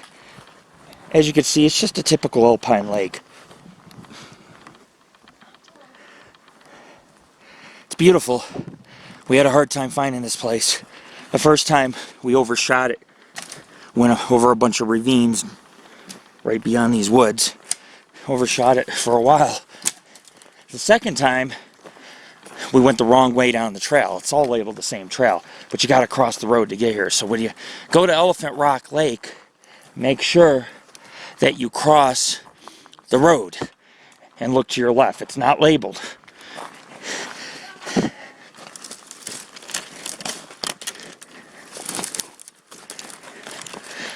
But we did go primitive for a while, and I have no regrets. If you don't go primitive, you're never going to get any good Bigfoot evidence. A lake like this does get its fair share of visitors in the summer. Therefore, sightings of Bigfoot are rather reduced, as opposed to a lake hidden in the middle of the woods that very few know about or have the know-how to get to. So we'll head back to the truck, go to Elephant Rock Lake. Then I gotta go gather some firewood for tonight's fire and s'mores. And we're gonna cook shish kebabs and some nice Chicago steaks. One of my favorites when I'm outdoors. But you see what I'm talking about crossing the road. Because like I say, it's confusing. This is unmarked. Now across the road, it's marked very well, because across the road is a three-way split. One way leads to Highland Lakes, another way will lead out to Elephant Rock Lake, if you want to hike the back way in. I just don't have that time. When you're dealing with autumn and winter camping, the sun goes down extremely early. There's nothing wrong with hiking at night, but during the day, by hiking during the day, it allows you to see more tracks and gather more evidence, as opposed to night. You're very limited in visibility, and it's easy to get lost. If we'd have went in here at night and overshot the lake, there's a good chance we may have not found our way back till dawn. Anyhow, there's a lot of horse trailers. If you head to the right, Spicer, Union, and Utica Reservoirs. If you go to your left, you can drive up to the gate of Elephant Rock Lake, and then you got to hike a little ways up to it. This is what I'm talking about. When you're coming up this road, because this road will dead end. But when you're heading to Elephant Rock Lake, which is straight ahead, you can park in this big open area. You can park on your right side, and there's the trail. It's easy to miss. It's not marked. However, if you go down here, it's marked. It's called the Summit Lake Trail. Yeah, but Summit Lake's this way, not that way, and so we got confused. We were like, oh, we're on the Summit Lake Trail because there's no markings here. It's a little bit tricky, but the lake's over to the left, so you can easily miss it. So we're back at the truck. As Laura Rick at the Paranormal Ghost Society, the sun is beginning to set, so we got maybe about an hour of hiking, and then we got to get back to camp. This is Lord Rick. Elephant Rock Trailhead. Tammy told me there's a missing persons poster which is on the ground. This is exactly what I'm talking about, folks. It's not a good scenario. People disappear all the time up here. I do think some of them are Bigfoot related. People can question my scientific theories, but I'm telling you right now, people don't just come missing in an area like this unless they leave the trail. Most people don't. I do, but most people don't. Let me read it in case anybody's seen this person. It says, last seen 1400 hours, July 28th at Silver Valley Campground. That's not too far from here. I know where that is. Saxemeyer is 71. Brown hair, brown eyes, 5'1", 125 pounds, wearing yellow or blue short sleeve shirt, blue shorts, and tennis shoes. She is missing, and it is still here. So keep in mind, when you come up here, folks, do not leave this wilderness trail. Do not leave the trails unless you, A, have a GPS, or you know the wilderness well enough to find your way back. If you do not, and you do not have the experience, do not do it. Because you can go 50 miles and not see a highway, a town, a person. And yes, if you are in the woods and there's a mountain lion, you leave the trail and there's a mountain lion, they'll circle back around, they'll pounce, they'll break your neck and eat your insides, and they won't find your bones for 50 years. And here's the other thing, there are Bigfoot in this area. I don't know what would happen if you were, let's say, hiking in the wilderness and you came across one face to face. It might startle it to a point of hey, I don't, I'm going to kill this person because they may feel threatened by humans. So you have to kind of think of things. There's a sign back here, too. What's that say?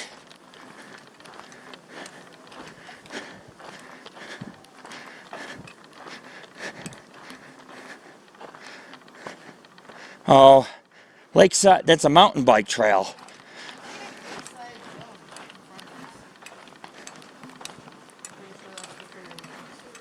Yep, the lakeside zone. I could see I see the lake through the trees, guys. Shh. What kind of trail is that, man? 300 feet, that's a trail? No wonder why people take their kids here. It's accessible.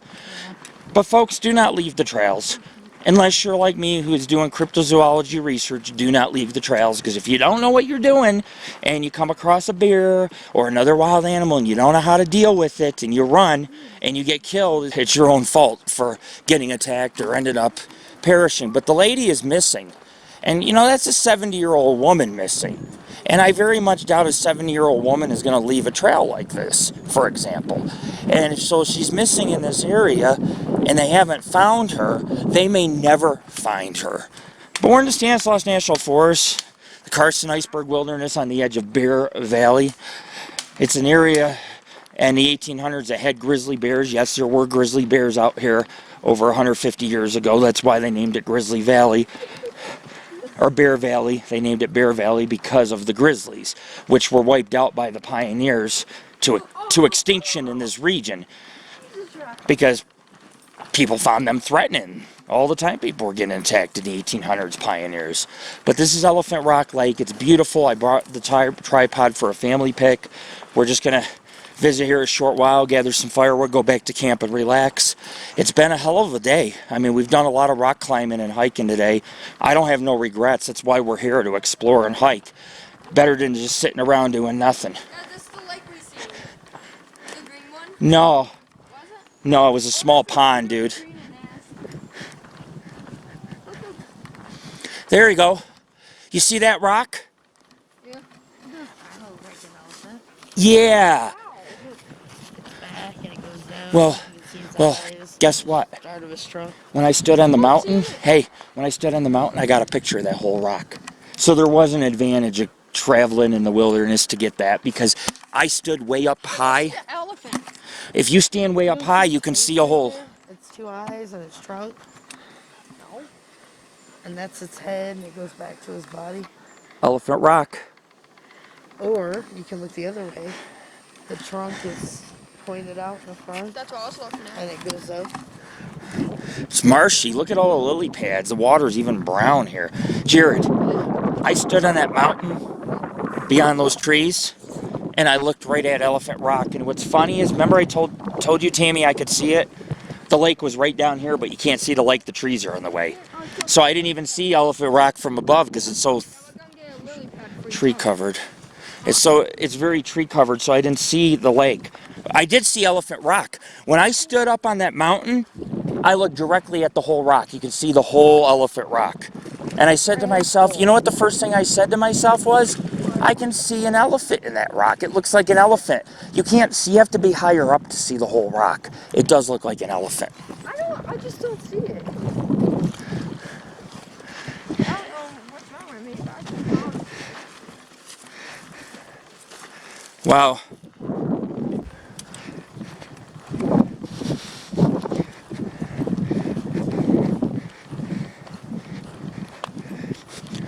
Now when we take our pic, I'll get a pic of Elephant Rock in the mountains right here.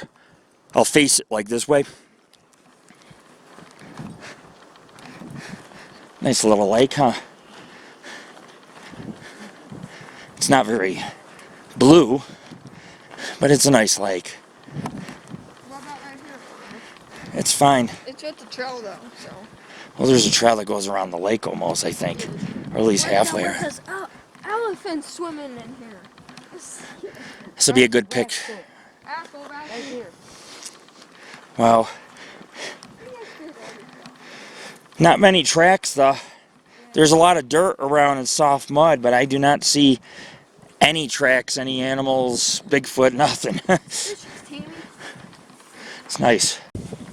It's a Feels like a rubber. Yeah, I know it does.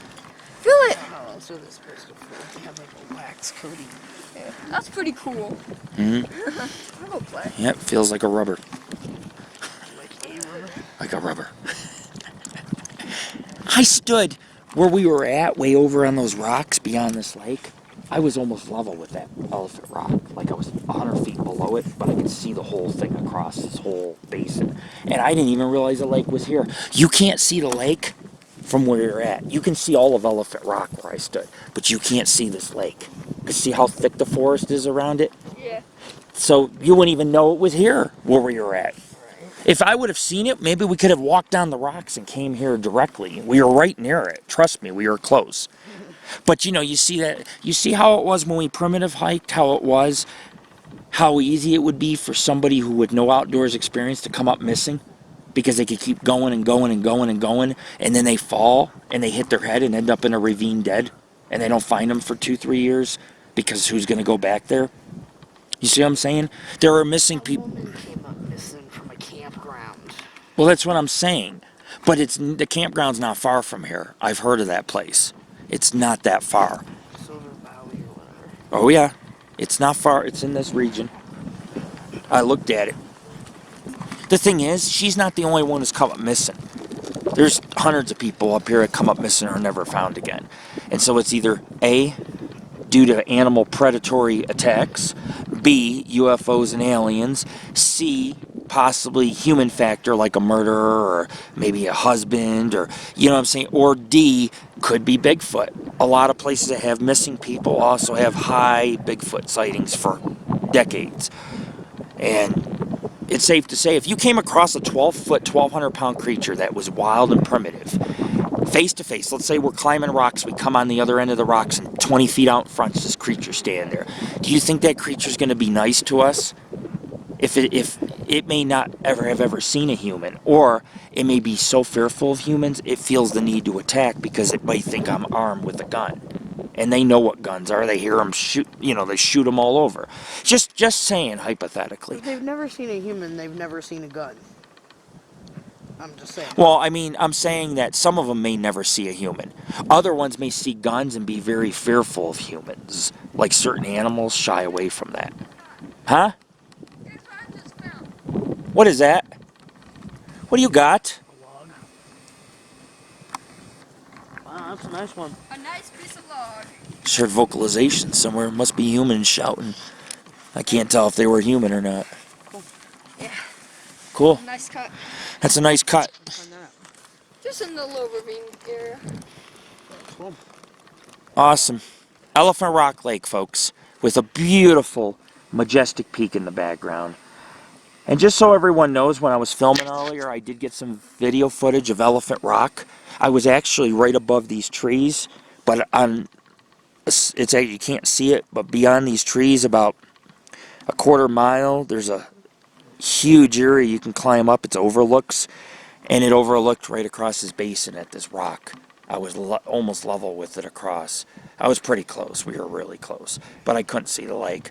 So you guys will get to see footage of Elephant Rock, and then you'll get to see footage below Elephant Rock on Elephant Rock Lake.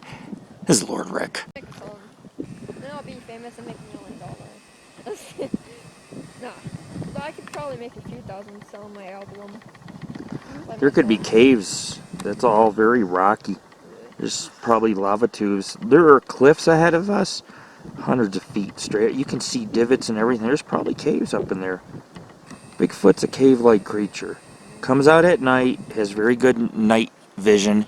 Its eyes are larger, usually red or yellow, which signifies that it's a nocturnal animal, and during the day they sleep in old mines, caves, barns, things of that sort. But if you look straight ahead, when I zoom in, the mountain's rather intricate, and you can see a lot of rock formations and crevices and so forth. Good places for animals to hide, such as mountain lions, and that includes Bigfoot, because people are like, well, where does he live? How does he not be seen? Well, they live at higher elevations, and then they come down at night to hunt, fish, bathe, drink, etc. Plus, during the day, if you hide in a cave, you can stay cool. People are loud, man. So tonight we'll UFO and we'll watch. Tonight we'll UFO watch, and I'll be keeping my eyes open for any vocalizations. Keeping your eyes open for vocalizations. Keeping my ears open for vocalizations. It's the L. I've drank too much. Why don't you make yourself useful? Go find some Bigfoot tracks. Contribute to the Paranormal Ghost Society. I got my tracks for the day. This? Alright. So now you want to go over here. Watch this. Alright. You can't even cut them, dude. How about you get a sharper knife before you go out and try survival? Got some nice celery stalks going on there. What you cooking? Good looking? Alright, now. Stew? Alright, so that's how you do it. Alright, now. Wow, they're all dirty. Shut up. I'm trying to do something else here. If you're eating that, I'm not coming to dinner. This on top. Seaweed. It's an Asian Stick. dish. See, seaweed Right and orange peel. See? Then you stop eating it. You stop eating it. You know, look, you stop eating it, Dad. Come on, dude. You just got orange peel in my eyeball, and I'm wearing sunglasses. Yeah. Peace. So it's cooling down. There's not a lot of flowers in bloom. Dude, is that a person walking? Oh, yeah. It's a person on the other end of the lake.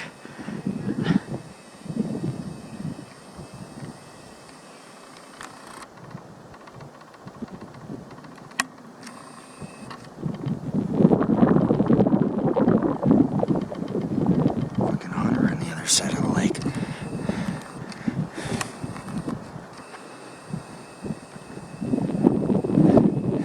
There's a trail that branches off to Rock Lake. I've already been to 4 rock lakes in the Sierras. It never gets old. There's always a rock lake. So when we categorize them on our site, you may say hey, he's been to that lake. It's in multiple places. You may see it in multiple locations. That's because some of these lake basins always have a rock lake. It's, like I said, it's just very common in the Sierras. However, there are some uncommon names. For example, Elephant Rock Lake, because it's named after that rock in the background. And so you'll have certain names given to these geological formations and lakes based on the early miners and pioneers who came through here and discovered an area. They might have been, hey, it looks like an elephant, or I'm going to name this peak after me. They summited it, or they claimed a mine on the side of the mountain and decided to name it after them, or silver or gold. So we're heading out. We're going to go back to camp. This is Lord Rick, your founder of Paranormal Ghost Society. We found some interesting evidence early on this morning at Mud Lake, and we hiked around rock climbing. We rock climbed all around Summit Lake, missed it, spent a few hours in the wilderness, came back, found the lake, had a picnic, and then we're finishing off at sunset here at Elephant Rock Lake. There's a lot of mud. However, the bank drops off, so it's hard to get tracks, because even though there's like a lot of mud and sand, you can see there's no animal tracks here. You can see it. Lake's rather muddy, and therefore it's not the best drinking water, so you don't get as many animals, including Bigfoot here. So not a good place to look for tracks, as opposed to some other locations like Mud Lake that are less known about, very muddy, and have a bank where the water meets the land. See, this drops off. Harder to get tracks. Very grassy. It doesn't leave much of an impression. They can stand down, cup their hands, have a drink, and take off. A Sasquatch creature, even a bear or a mountain lion, possibly. So back into the dark, eerie forest. This is Lord Rick. Like I said, we put on our site a lot of nature, and sometimes we get no nature. This time of year, there's hardly any birds, flowers, anything. But this is a very picturesque nature, very picturesque, and a lot of nature in the early spring when the snow's melting off these peaks into the summer. And then as you get through August, September, fall starts taking course, and eventually winter, which probably will be snowing in a week or two up here, and the roads will be inaccessible when that happens, and these Bigfoot will come down off rocks and peaks like this and live entirely free of human activity for so many months out of the year. pretty cool. I try to look at things reasonably, unlike these other paranormal groups who are just good actors. I'm not saying all of them are, I'm just saying some don't look at things with logic. So we keep things open-minded, let you theorize. I'll give you some of my theories, ideas, and base my conclusions off some of my experiences. But I'm not going to sit here and act, if it's not Bigfoot, it's not Bigfoot. I could have easily took film of that hunter from far away and said, look, it's Sasquatch running across the meadow. But rather than do that, I was honest. I zoomed in and I showed you that it's a human by himself, a hunter, all in camo. I'm not sure what they're hunting out here. I see there's a lot of hunters. We got to be careful hiking. And with all the gunshots, it'll scare these Bigfoot creatures off. However, there are some areas hunters don't even go, like Mud Lake, and that's where we found that track. Very short walking trail from the dirt road to the lake. Therefore, if you're not a good hiker, you know, you have a bad knee or whatever, a few 100 feet you're there. It's that easy. And yet you still get the wonders of you get the benefits of enjoying the wilderness at the same time. And the trail around the lake is pretty good if you want to see some nature, some butterflies. There's a lot of dragonflies out. I'm not able to capture them on film. They just move so fast. But we had one or two that were hovering in front of us. I'm like, man, by the time you turn on the camera and move, flail your arms to get it, those things fly off to the middle of the lake. We're back.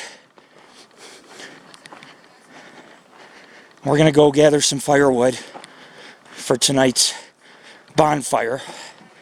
It's going to drop down to 30 degrees again. And do some fishing, shoot my crossbow, had some cans to practice. It's just a good time with the kid, play some football.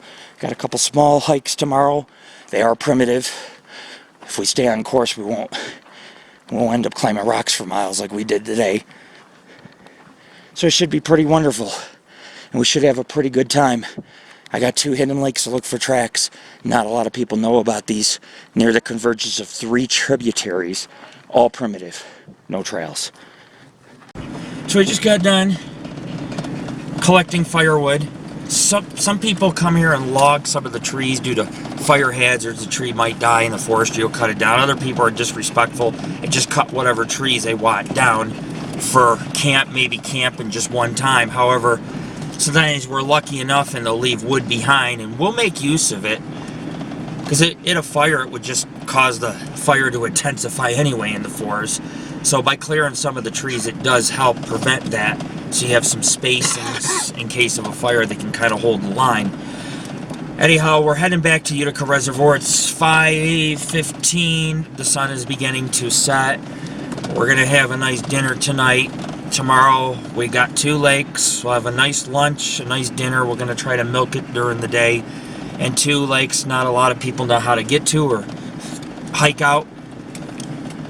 Or not a lot of people know how to hike out to. See, that's what I'm talking about.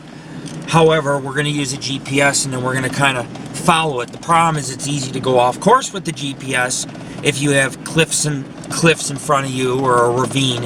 And that's where you end up getting off course and could get lost.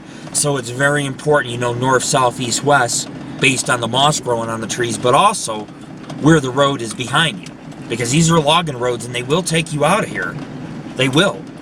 And they will take you to other major reservoirs in the area if you did need help or you got lost. Just follow the road. But there are some incidents, sometimes when you're hiking, there are times where you cannot find a road because this is a jungle. So you definitely want to make sure that you know what you're doing. However, I was telling my family it was a good day. We went out to Mud Lake, which was quite a lot of rock scrambling and climbing to get down there. Very hidden, very secluded. Found a strange track. Then we mountaineered all throughout this lake basin, climbing over ravines and giant rocks to try to find Summit Lake. It was only a few 100 feet to our left. We overshot it. GPS kind of pointed towards it. However, it was very hard to identify the direction.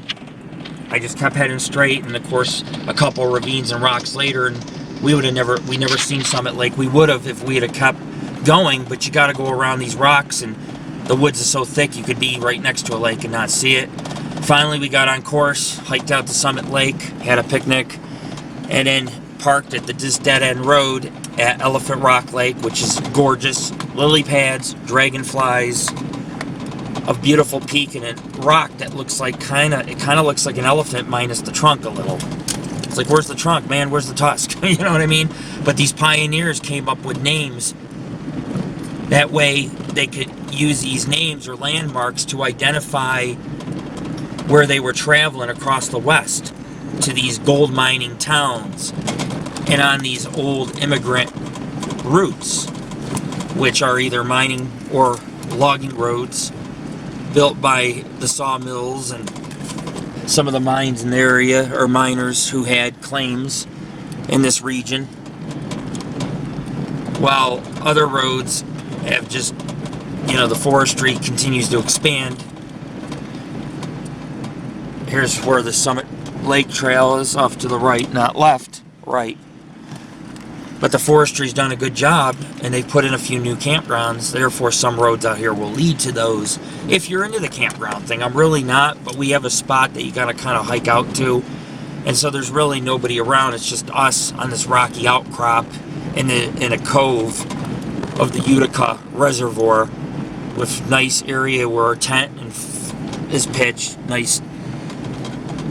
It's definitely a forest canopy of trees.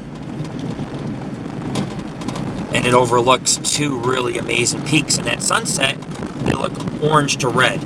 And so we're going to make it in time for the sunset, get a nice family pic, and cook some Chicago steak on the grill, some shish kebabs. It's going to be an awesome evening, and tomorrow we're going to spend half the day hiking, half the day horse playing.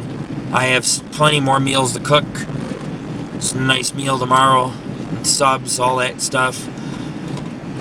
Gonna be a good day. Gonna shoot off Jared's BB gun, which is 1,400 feet a second, and then we're gonna go ahead and shoot the Sniper 370 crossbow, a center point. It's enough to bring down a bear. Trust me. The arrows will travel at a velocity of 370 feet a second. With 110 pounds of kinetic force, about 185 pounds of draw strength. It's an awesome crossbow with our gold point ballistic arrows. Yeah, we're gonna have some fun tomorrow. Play some games tonight around the fire. Make some s'mores. Hopefully we'll get more vocalizations. When everybody goes to bed, I'm gonna go in the woods by myself, do a night hike. And I'm going to test out my new IR light, and we're going to give you more night vision photography, more night vision film through this dense forest, which is well renowned for its strangeness, such as Bigfoot, missing people, UFO sightings, even lizard men. We're heading to Utica Reservoir. We're almost back at camp at sunset. This is Lord Rick. Very narrow road. Of course, my truck barely squeezes through. It wouldn't matter anyways, because I haven't got a paint job yet on this, so. Oh. Wow. It gets rugged in some areas. Oh yeah, this is where these people would go, huh, with the cars? Yeah. It's not as bad as it looks, but the sun hits it weird, and all you see is holes and ridges of rocks reflect in the sun, and think, oh man, this road's impassable. It's not an OHV road. It is an off-road, but it's not. You don't need a high clearance vehicle. You just need a truck. A truck is good enough. So you can't take that whole ass cart, man. No, that little car was 3 inches off the ground. Yeah. There it is right there. They're probably like, I'll just hike in here. Yeah, well, they played it smart. Or otherwise they would have lost their damn muffler. I love this area. It is beautiful. And I've had some cool experiences up here with, you know, I hit like when we went to Big Trees with Steven, I had the rocks thrown at me and branches breaking, and that was pretty freaky stuff. There was nobody up there where we were picnicking. I measured a track on the bank, and then rocks flew past my head one after another, like barely missing my head. It's like, holy shit.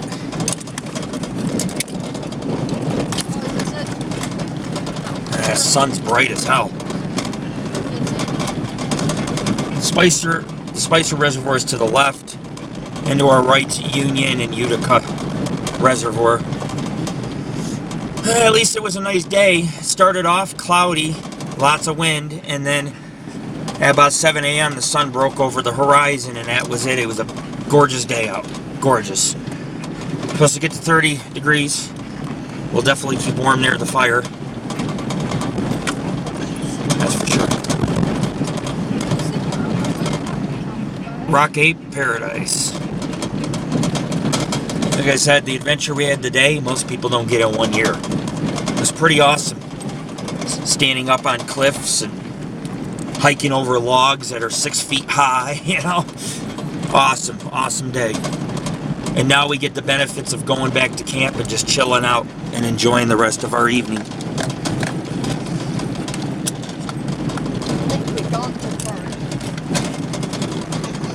Samantha hasn't talked to me yet. Give her a chance.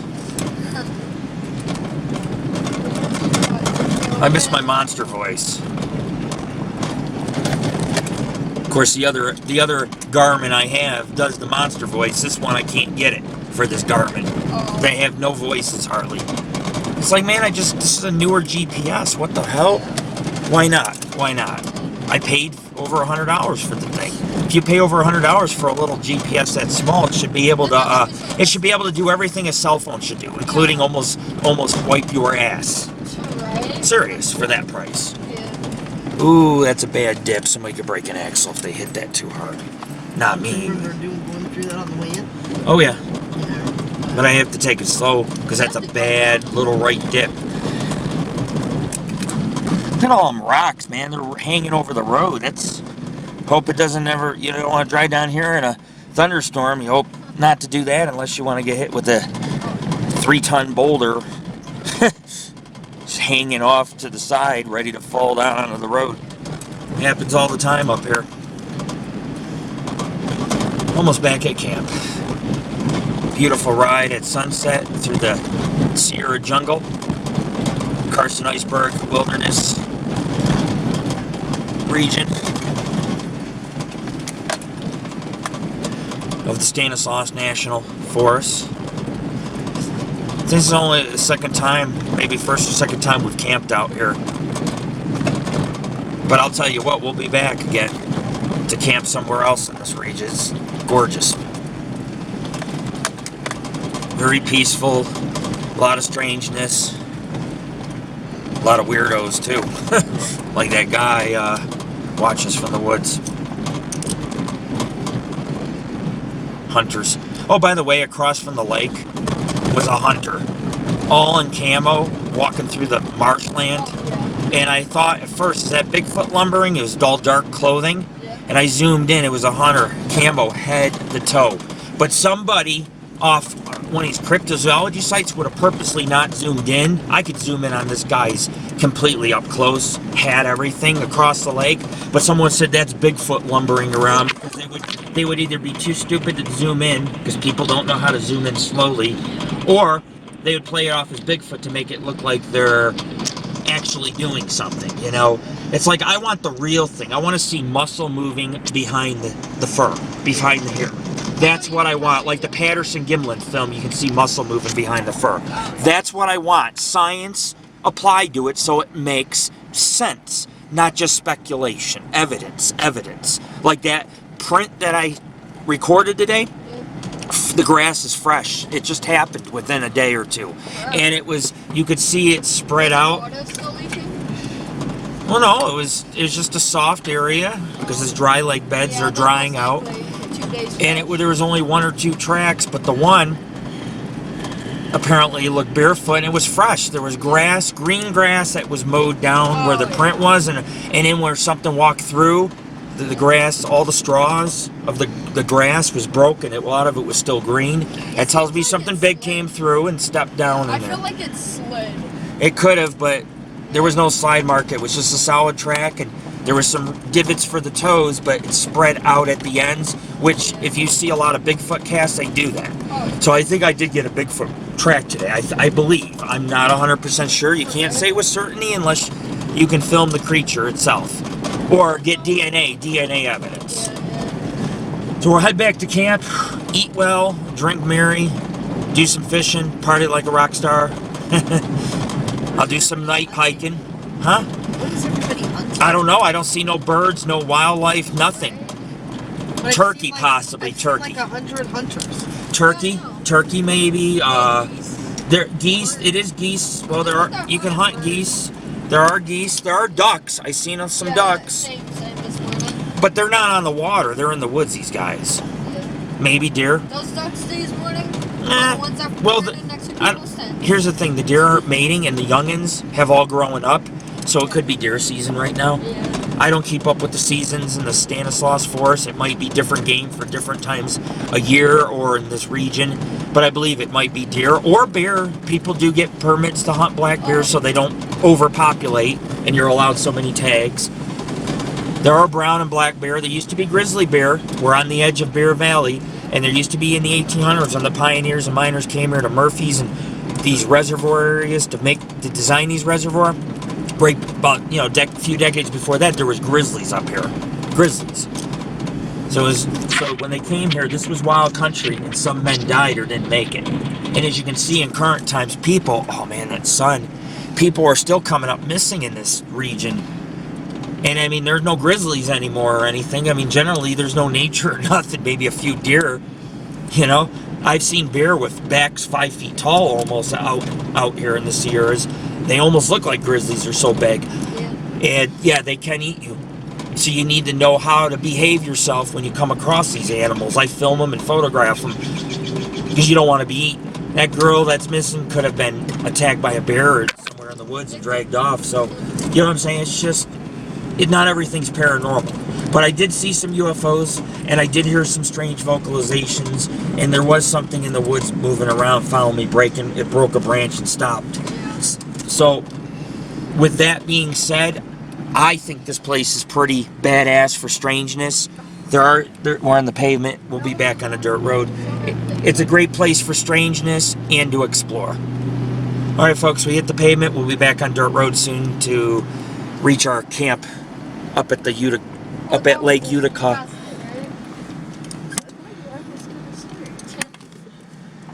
Well, slick rock, not split rock, but you know what I'm saying. It's all smooth granite, but it's hard to. Utica High. This is Yep. This is the road. Just be careful, folks. There's a lot of roads back here. Like I said, some of them, if you got too big of a truck, you may not be able to turn around. If it snows up here, some are inaccessible. We're at an elevation of 6,800 feet, well above the snow line. We're in the high Sierras. And so we're going to head back to camp. We got about 1.5 miles to go. And we'll be back at Lake Utica. And if I have time, I'll give you guys a little history to the area. You'll find it quite fascinating, actually. Awesome. That tree stump. All the way, see the trail going down between. We can go down here, dude. Here. Actually, here's what we'll do. We're gonna go down here. I found some. We're gonna go down here where our tent is, so I can just walk straight down. Well, it's a little easier, believe it or not. I know. Oh, it tangled. No, I found some cool tracks up by that stump.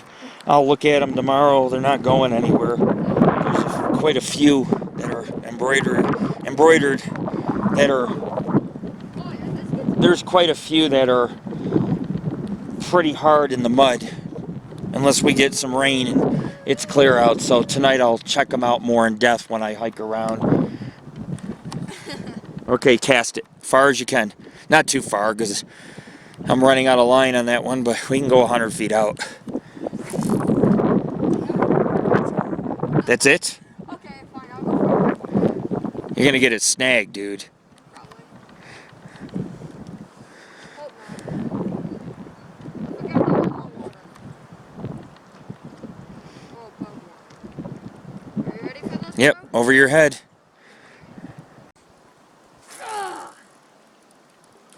Good. Alright. It's a good spot. Yeah. About 7 feet, 8 feet. It's about 8. It's about 8 feet out where it's at. All right. Put that right there. Alright. And here, come here. That's fine the way it is. I just go back on it too, so. At the south end of the Utica Reservoir. Alright. Let me see the camera. Semi-south. Alright. Ready? Yeah. Oh, you're a cheapskate, you show off. Yeah, but look how windy it is. Yeah. It's gonna blow around that rock. I may have to walk down. It's very muddy. Yeah. Yeah. Here's what I'm gonna do. Hold on. Yeah. Get it over here, there, where there's no rocks. Okay. Right there's a good spot. Okay. That way you don't get no snags. It's on a floater. Catfish is for the bottom. Yeah. Trout's for the top. We got 2 poles in the water. We'll see what happens. And if we catch some fish, we'll fillet them right over the fire. I got the grill right on the fire. I got tinfoil. We'll wrap them in tinfoil, put a little butter, a little seasoning, and bon appetit. We'll be eating restaurant-style fish. You mean I'ma eat your fish? The middle of this Carson Iceberg Wilderness. You mean I'ma eat your fish? Alright. No, it's my fish. All of it's mine. Must be nice to be a kid and run uphill like it's nothing. Yeah, I just climbed straight up the mountain. Reaching the hand in the bag. I wash my hands good. That's what I'm gonna do. That's what I'm gonna do. I've touched worms and everything outdoors, including elephant rock slime. So the sun's about to set at the Utica Reservoir. As I promised, I'd give you guys a little down low on the area.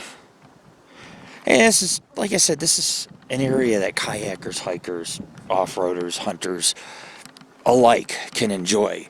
I've also seen out here quite a few disrespectful people, like the guy looking in our tent. That's very weird, in my opinion. But this is our camp spot. It doesn't get any better than this. And I don't care what anybody says. This is a true dream come true. But this area within a 2-mile radius, 3-mile radius has Spicer, Utica, and the Union Reservoirs. And I'll tell you how it all started off. This is a linked storage system providing drinking water and hydroelectric power in the region for places like Arnold, Murphy, Angels Camp, towns that have existed since the 1850s and started off as mining towns and slowly transformed to cattle ranching, tourism due to its historic value. The new Spicer Meadow Reservoir was replaced with a much older reservoir in 1989, which is the largest of the 3 reservoirs, 2,000 surface acres. Utica is about 233 acres, Union 218, so roughly the same size. And of course, most of the water from the 2 smaller reservoirs is diverted into Spicer and then released back into the Stanislaus Highland Creek. So it's just an endless cycle. Of course, the dams are kind of low, so is the water due to drought. So it's very important that they store the water and release it appropriately.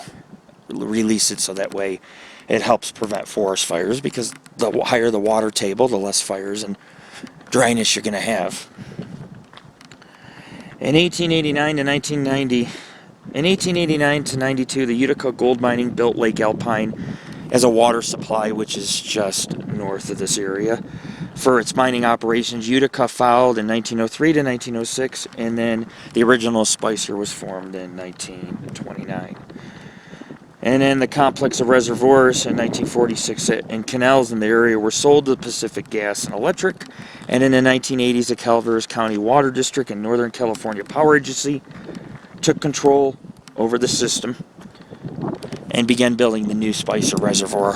But in 1995, the Utica Power Authority was actually formed, and they overseen the delivery for various local water agencies in 1995 to ensure that the water supply was maintained for the Calaveras County small towns and cities, and of course the residents who need the drinking water. And like I say, this also holds value in the fact that if there's a forest fire, they can also come down, swoop down. They can also swoop down with a huge bucket and just totally scoop up some water and put it out. I've seen it done. Some geese over Lake Utica, or the Utica Reservoir. But these are built man-made. That doesn't mean the tributaries, such as the creeks that run through this area and Stanislaus River, is not real. They just expanded it into these basins and valleys to hold back the water.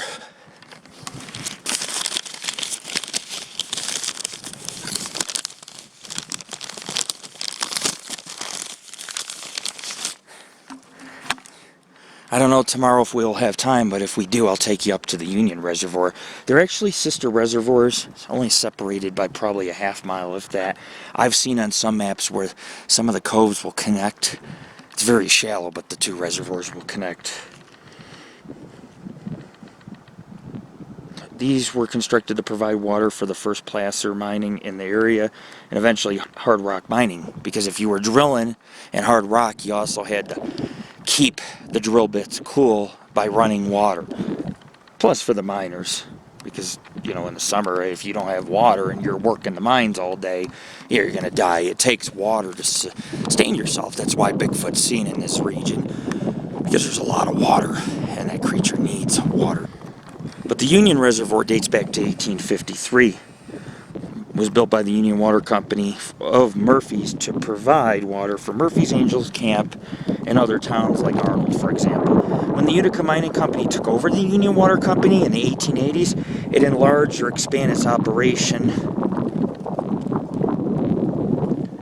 in 1901 by constructing this reservoir, and it was finished by 1905, which provided water and electricity for many of the towns and mines in the area, which today I don't know where most of the mines are, but supposedly all up in this area there are mines.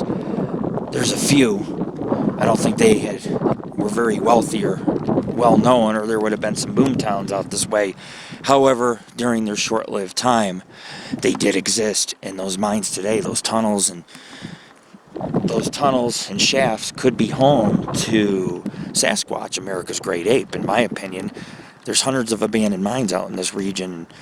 It's very easy for a Sasquatch creature to utilize them if no humans are aware of their existence high up on these cliffs, if that makes sense. Today, both reservoirs are owned and they're operated by the Northern California Power Agency as part of their Upper Utica project, so they can regulate the water flows downstream for power generation using the northern fork of the Stanislaus River Hydroelectric Development Project, which is always expanding in this region as these towns and cities grow around me. And of course, keep in mind, everyone, we're on the edge of Bear Valley. It was named Grizzly Bear Valley because they had abundance of grizzly bears, as I was telling everyone earlier in my filming. In early 1860s, Harvey S. Blood of Angels Camp patented the land as a summer stock range. He was a citizen of Calaveras and Alpine counties, which were in Calaveras, but Alpine's really not that far away. 97% of Alpine is uninhabited wilderness. Was an assemblyman, then eventually was on the state legislature in the 1890s and owned the Murphy Hotel, which is historic and still around, I believe, today.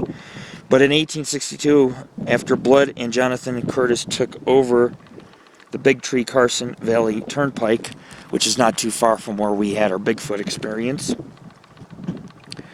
they completed a section from Grizzly Bear Valley to Hermit Valley, and Utica Reservoir is along that route, hence the connection.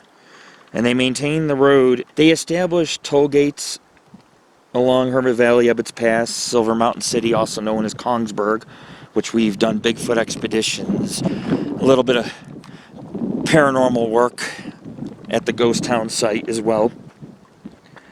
And they had a toll gate they had established at Bear Valley became Blood Station. I've seen the signs for it, And these stations were very important because sometimes you could get supplies, stay for the night on the grounds. It was a safe haven. In some cases, it was just all about taking your money.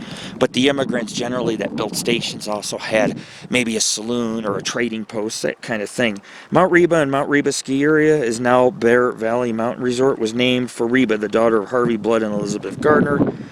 The toll road became a public thoroughfare in 1910 and was incorporated into the state highway that actually traverses the area so that you can take these dirt roads that lead down to these beautiful reservoirs and lakes.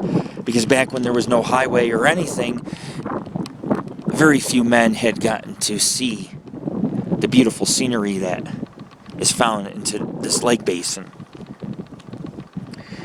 Over in 1952, the Orvis family had purchased Blood's Meadow, bringing a cattle camp up here, and the history just goes on. And eventually, the area had went from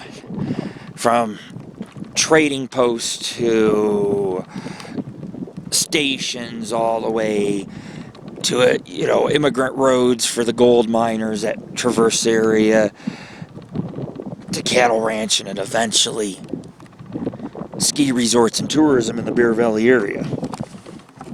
The downhill ski area opened in Bear Valley in the winter of 67 to 68. And you probably wonder, why is this guy talking about Bear Valley? Because we're really on the edge to it. Everybody says, well, where's Utica Lake? And people say, well, on the edge of Bear Valley. Most websites talk about that. And so it is relevant to the area since Bear Valley is adjacent to where we're at. Therefore, due to the large amount of Bigfoot activity, which could be mistaken for bears on two legs. However, there's a lot of Bigfoot activity associated with Bear Valley. And Utica, the beautiful Utica Reservoir, is just on the edge of this valley, which at one time was home to the grizzly bear that pioneers had to brave and Native Americans in the region. So with that in mind, folks, I'm going to go get dinner started, get some grub before the sun goes down. I want to thank everybody for taking the time to enjoy our videos.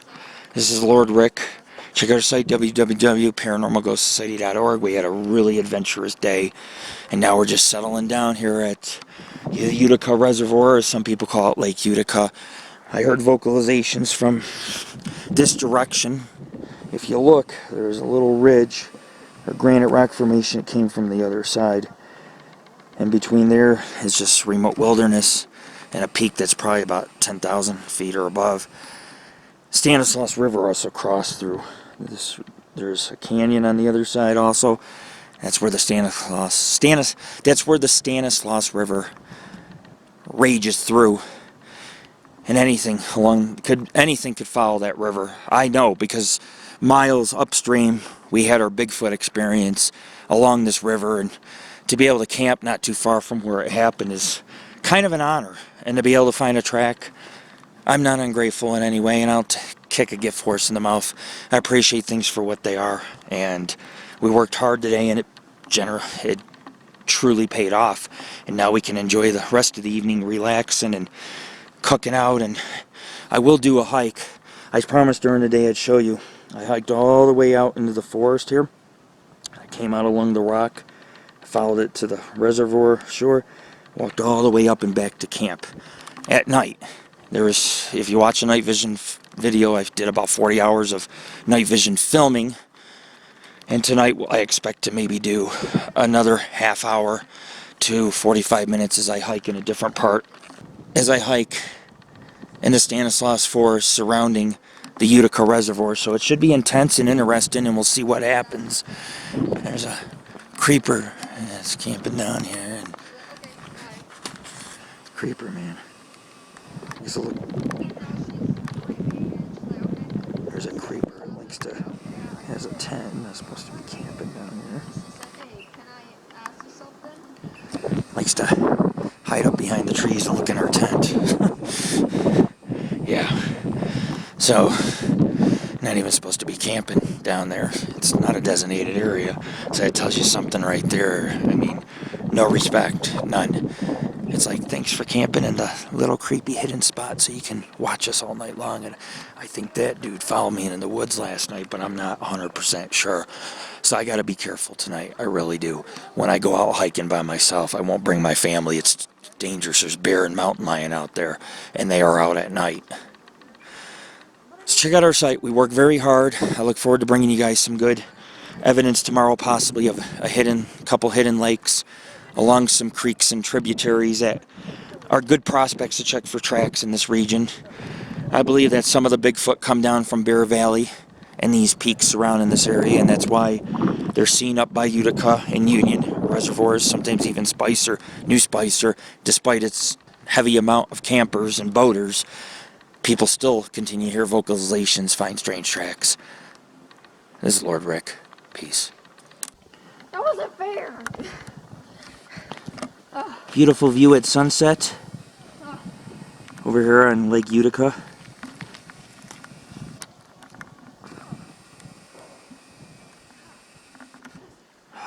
This is truly the life. This is paradise. I'll miss this place, but we'll be back when it warms up.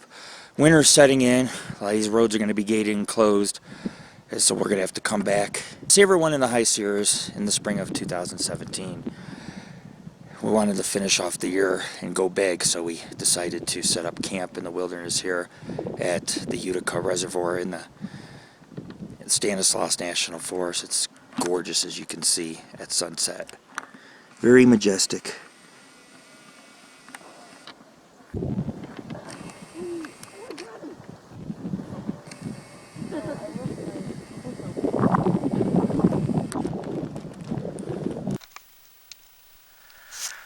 Floor Rick of the Paranormal Ghost Society. It's about midnight, September 24th, 2016. It's the second day of our expedition, actually third day because it's a little after midnight. So actually it's September 24th. And I'm going to go ahead, I'm going to set off into the woods. And I'm telling you right now, I'm by myself. And I'm going to go off into the wilderness in the dark. And we're going to see if we can get a hold on this Sasquatch mystery to this area, along with these missing people. And hopefully I don't become missing. But you can see I got my gear.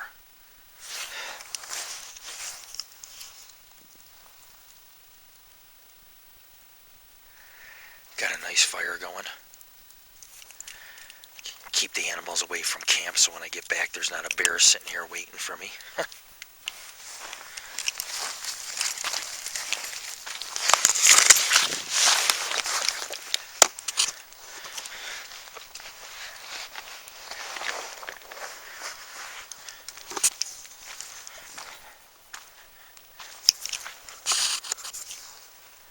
There we go. This is my new IR light. Look at that.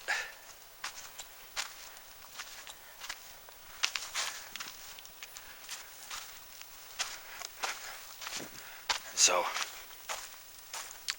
I'm going to go ahead and I'm going to set off on another Lord Rick adventure.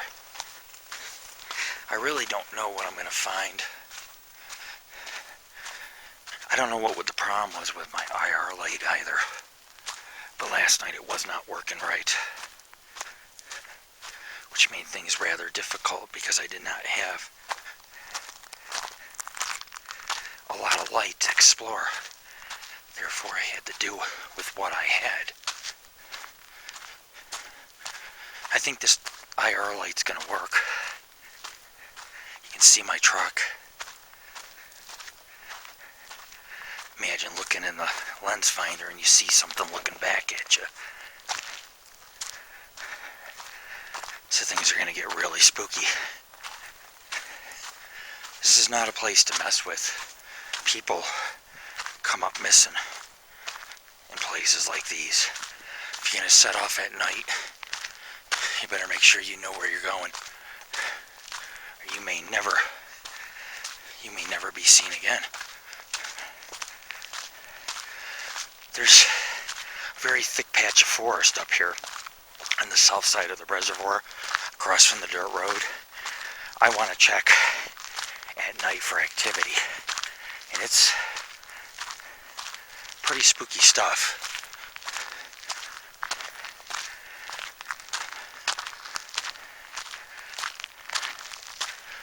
but it is necessary. We have to be able to go out there and seek out the paranormal. This creature could be 10 feet off the path here.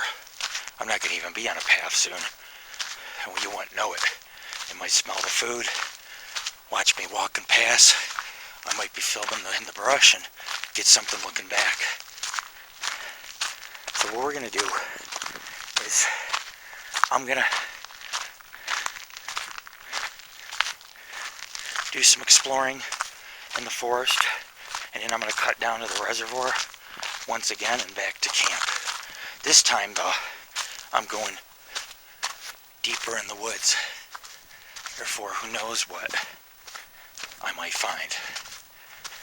Do not try this at home. Do not try this away from home. It's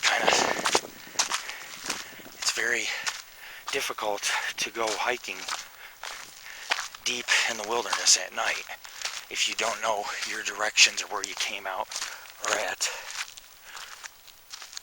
Whoa, whoa, whoa. What the hell is that?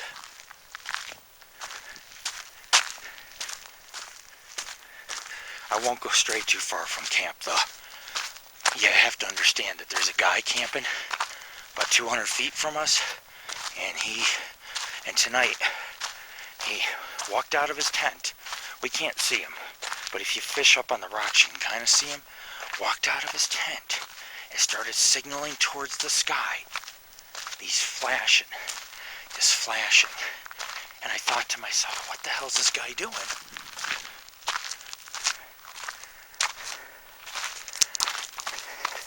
Signaling for UFOs? I don't know. But the guy is extremely strange.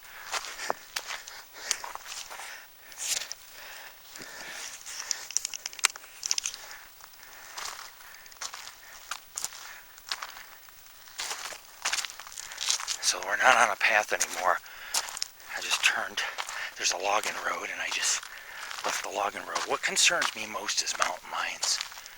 They'll double back and pounce on you, break your neck, and eat your insides.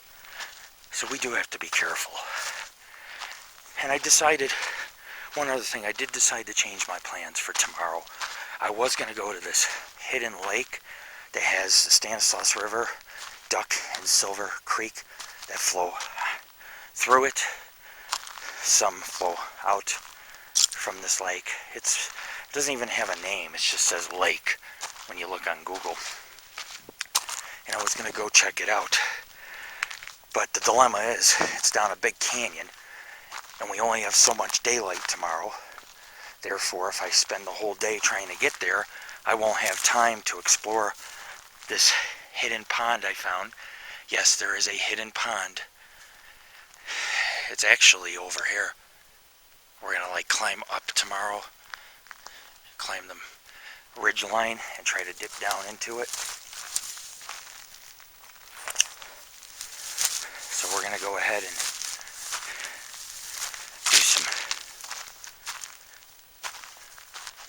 do some exploring. We're going to go out to a hidden lake. It's just a second hidden lake where it has 3 tributaries. I may have to pass. I'm going to explain why. There's a reason why I had also a change of heart. It's not that we don't have enough time to do it. We could take a few hours and get down to this lake along the canyon. What it is that tonight I was sitting at the campfire. Same area we heard vocalizations. Tonight we heard what sounded like 1 or 2 creatures. I'd say creatures because I really don't fucking know. I don't know what it was, but it sounded like some language I've never heard. And it sounded like it came from 2 very large creatures. Could it have been Bigfoot? I really don't know. I don't know what it was. But it sounded like woo woo woo.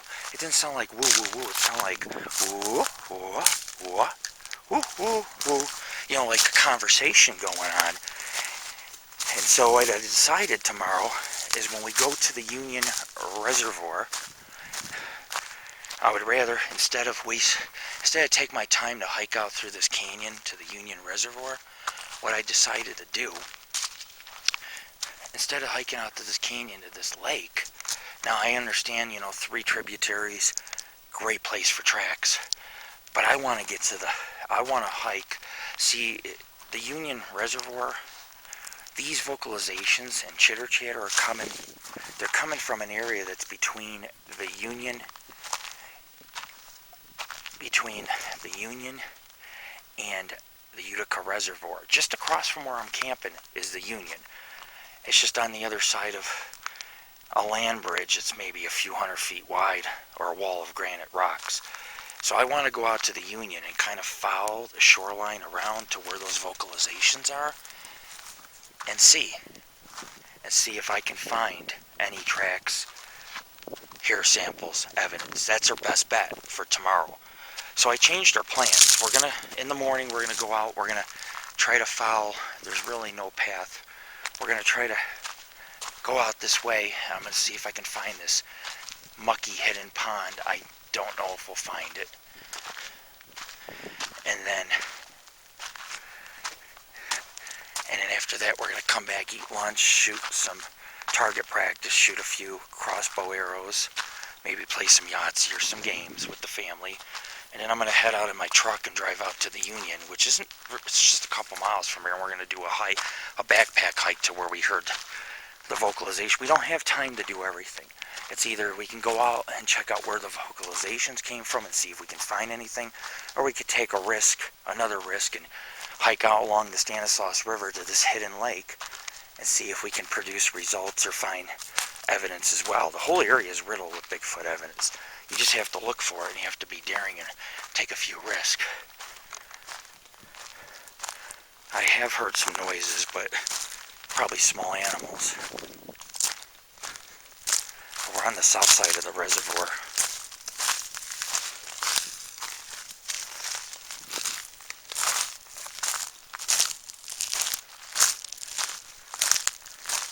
Using night vision, or IR, it kicks in when there's no light. I have a light just in case, so I can see off in the distance if there's something threatening like a mountain lion.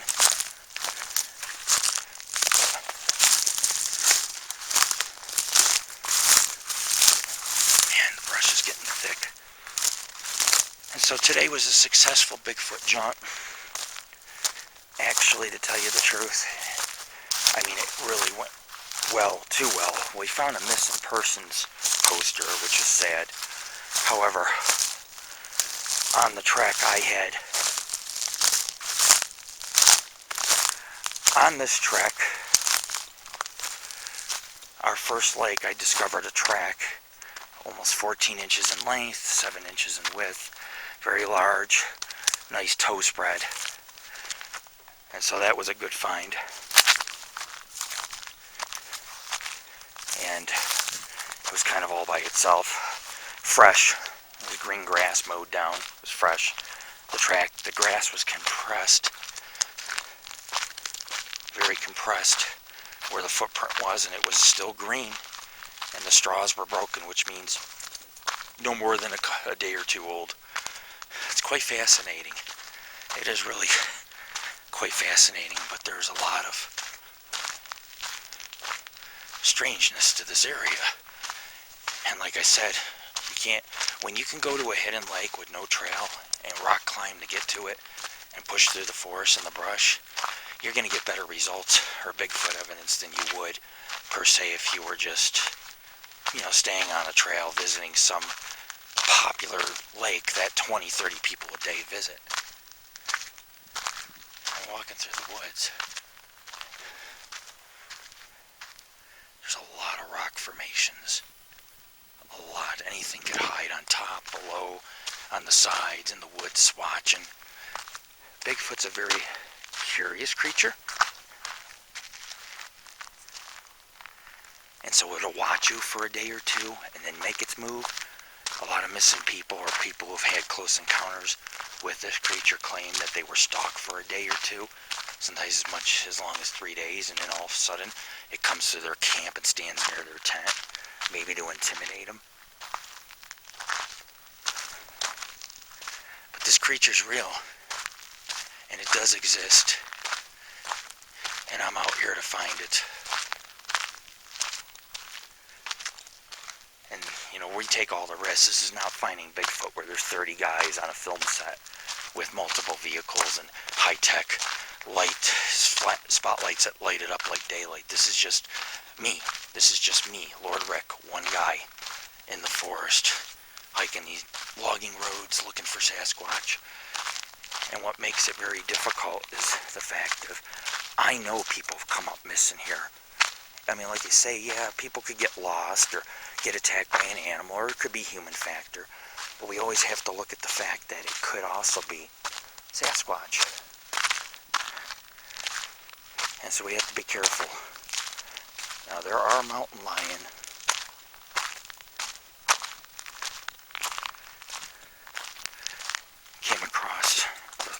I went across the logging road and there's a little picnic area. But you can't really get to the reservoir unless you push through the forest. And I'm going to do that and come out on the shoreline across from where I heard the vocalizations. Circle back to camp once again. These patrols, if you want to call them, are important. You're not going to find Bigfoot unless you're willing to do some night investigating. These are nocturnal creatures. Yeah, they can be seen during the day, but at night is really the meat of things. At night is when dusk sets in, you will hear vocalizations. And then when you wake up the next morning, you go hiking, you will find the tracks in those areas.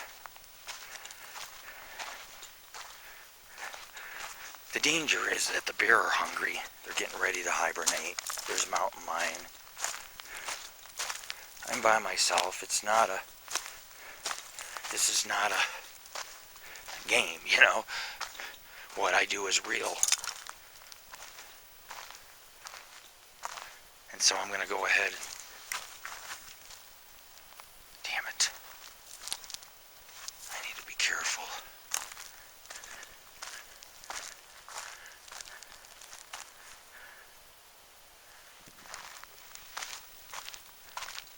I need to be careful because there's no trails. And I'm hiking back into the thick Stanislaus forest to try to get to the reservoir.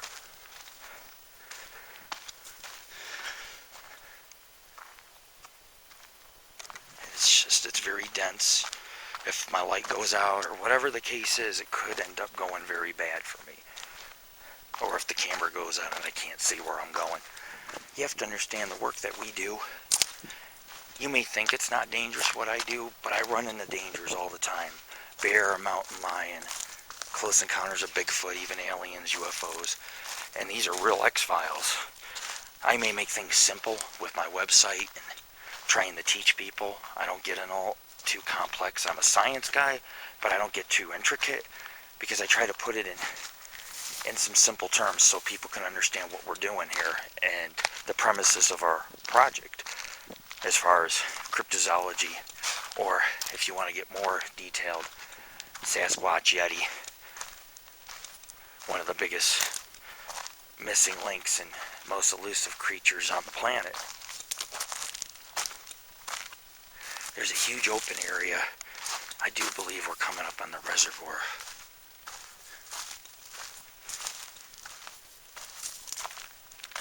But nobody would hear me scream. And if I came up missing here, there'd be nobody to help me. I'm quite a ways from camp. Like I said, I pieced the film together and I shut it off here and there, so, you know, I could have hiked 2 miles and you guys wouldn't even knowing, because 20 minutes, a half hour might seem like nothing compared to me hiking a couple hours. Oh shit. Last night there was something that broke a branch. But we found a nice track. And I'm going to tell you right now, not only did we find a track, but I heard a strange language. Bigfoot do speak this unknown language, or little sounds. Sometimes the last 2-3 seconds and they'll go back and forth. I heard rock banging. I heard a ghostly girl. A branch broke and it stopped. Oh man.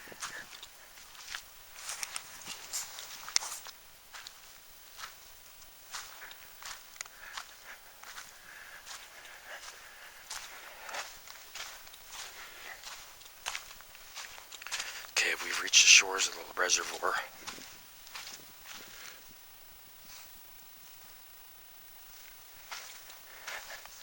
some retrospect, it's wide open, so nothing can jump out and surprise me. But this creature could run so fast that technically it could get to me in 3 seconds, so it wouldn't really matter if I was in an open area. I don't like when I hear things follow me around at night, because that means there's a predator out there. I can see about a half-mile out the light from my camp. Tomorrow I'll spend some time looking at some tracks. There's a few hundred in the dry lake beds of Utica Reservoir, and we definitely want to make sure we don't overlook anything that might be strange, such as a very large track with an odd heel or possibly toes that sometimes with Bigfoot the toes all look like big toes. There are no small toes. We'll have to look for that kind of thing as well. You can't even see, it's so dark. I have my light out there. So it was a very interesting day. That's 2 days of strangeness, including the guy that's signaling for UFOs. Maybe he's a UFOologist. He's by himself, but like you say, he's a peeper, man. He looks in her tent. And I haven't caught the guy, but my girlfriend did, so... And that guy, I think, was out there last night with, like, night vision watching me, or following me around. We do what we can. It's been very quiet right now, but again, I heard a little bit of movement in the woods. I can't say it's Bigfoot. That's pretty unusual.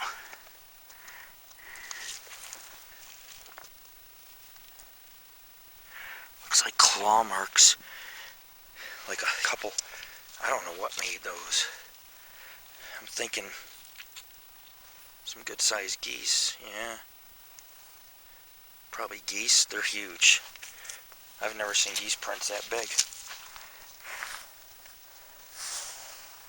I know they're kind of hard to see. Look at that. There's a lot of muddy areas in this region, more so than other places I've hiked at. A lot of places we hike at, a lot of rocky granite shores, and not enough muddy shorelines, if that makes sense. And since these reservoirs are kind of drying up, they're leaving behind a lot of mud. Therefore, it is important to check for tracks. Like Mud Lake, it was almost dry, but it was still swampy enough where if something crossed, if something crossed the meadow that was muddy, because now it's a meadow, it would leave behind an impression, and that's what we had. The other two lakes, Elephant Rock and Summit Lake, did not have any kind of strange activity. There are other monsters out here besides Bigfoot, maybe even worse than Bigfoot. Trust me when I say this. There's a few tales of some pretty scary creatures out there. However, on a good note, having encounters like that are rare, but when you put yourself in a predicament like I do every time, out in the middle of nowhere, sometimes in the dark by myself, I up the ante about 20 times more than other people. So we've reached my fishing camp area. Actually, my camp is coming up. I have fishing poles.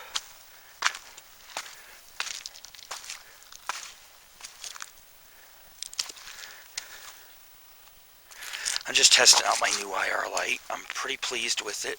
It doesn't. I'm not going to get 50 feet away, but in a room like a mental hospital, I could probably see 80 to 100 feet across that room, as long as I have walls around me. But when you look down, when you look into the darkness of the woods, and I mean, there's nothing but woods. There's rocks, and then there's woods. You're not going to be able to see nothing. It's just pitch black, black as night. So I've given you guys about a little night filming. This is our second. I've given you guys 2 days of night vision filming. I'm excited to try to do some night vision filming on some of our expeditions now, since I bought this camera, and it's not the best in the world. However, it'll allow me to, when we do our investigations at night of his cemeteries and so forth, we'll be able to do some filming Usually I use just regular camera, give it a lot of light, but it's still pretty dim. With the night vision filming, you can actually see a lot more. Camera, like I said, in my opinion, it could have been a little bit better. The Cleveland Paranormal, the paranormal shop on. I think that the camera could have been a little more sharper and better. It's rated high, but a lot of people that are rating are not really professional ghost hunters or paranormal investigators, so they don't really understand the concepts of good cameras, and some do, but not everyone. And some people rate this a 5-star, the quality's great, but it's really not. It's a little grainy, and so it is what it is, but at least you guys get to journey with me now at night. And so that's kind of a perk to our Bigfoot expedition. Now you get to see me hike around at night and see if we find anything strange, and I can kind of recap the day on our camping trips from now on and do it in night vision, which is pretty cool, or color if I give it light. So today, tracks, more vocalizations, and a guy signaling to outer space. It's certainly been an interesting day. We climbed a bunch. We actually climbed north of Summit Lake, a bunch of ravines and over granite cliffs. We did some hiking for a few hours in the wilderness, no trail, very primitive. Some of the oldest trees in the region are found here. They're enormous. A lot of them are fallen on their sides, but still very amazing. And, of course, we also hiked around Summit Lake a little once we found it, and then we visited Elephant Rock Lake, which is just gorgeous. Gorgeous rock, nice peak that overshadows it with cliffs. And we made it a day. Went hunting for some firewood, came back, did some fishing, cooked shish kebabs, steaks, cheesy mashed potatoes, had a few brews. It was a good day. 2 days of solid Bigfoot finds, evidence, and collected data on this region. And tomorrow we'll visit a hidden pond. My fire's completely out, dude. What the fuck? Weird. Missing time. Should not be out. The fresh log I put in. And then tomorrow we'll go ahead. We're going to go to this hidden lake pond. Nobody knows about it. It's really not even marked. It doesn't even show up on most GPSs. And we'll visit it. And then we'll come back for lunch. We'll do some target practice and play football. Have some fun. Because we got to have fun. You can't be all business. And once we're done with that, I'm going to drive up to the Utica Reservoir. And we're going to check out.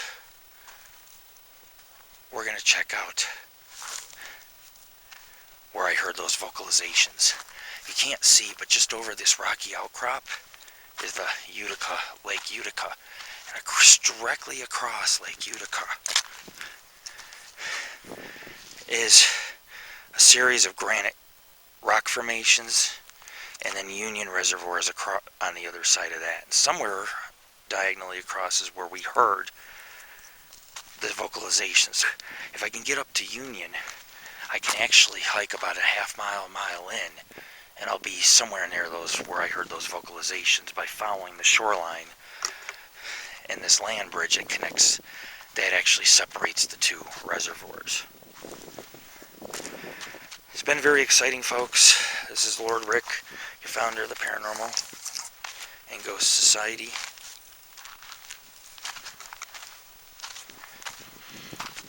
Like I said, if you're going to do something like this, be careful.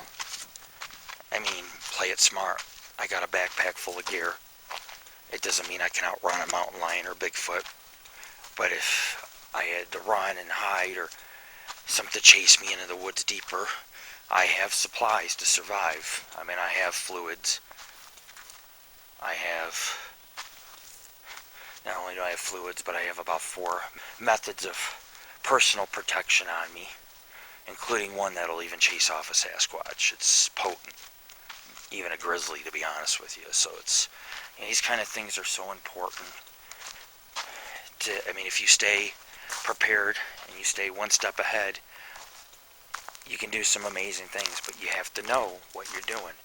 And that's the problem. We live in a society nowadays, or a paranormal society. There's a lot of paranormal societies, and to be honest with you, these people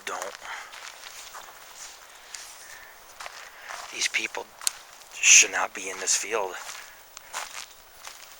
nor do they know what they're doing. And a lot of people are ballless. A lot of people are cowardly, and that's why they don't produce the results I do, because you can clearly see me hiking in the wilderness at night by myself. It doesn't bother me.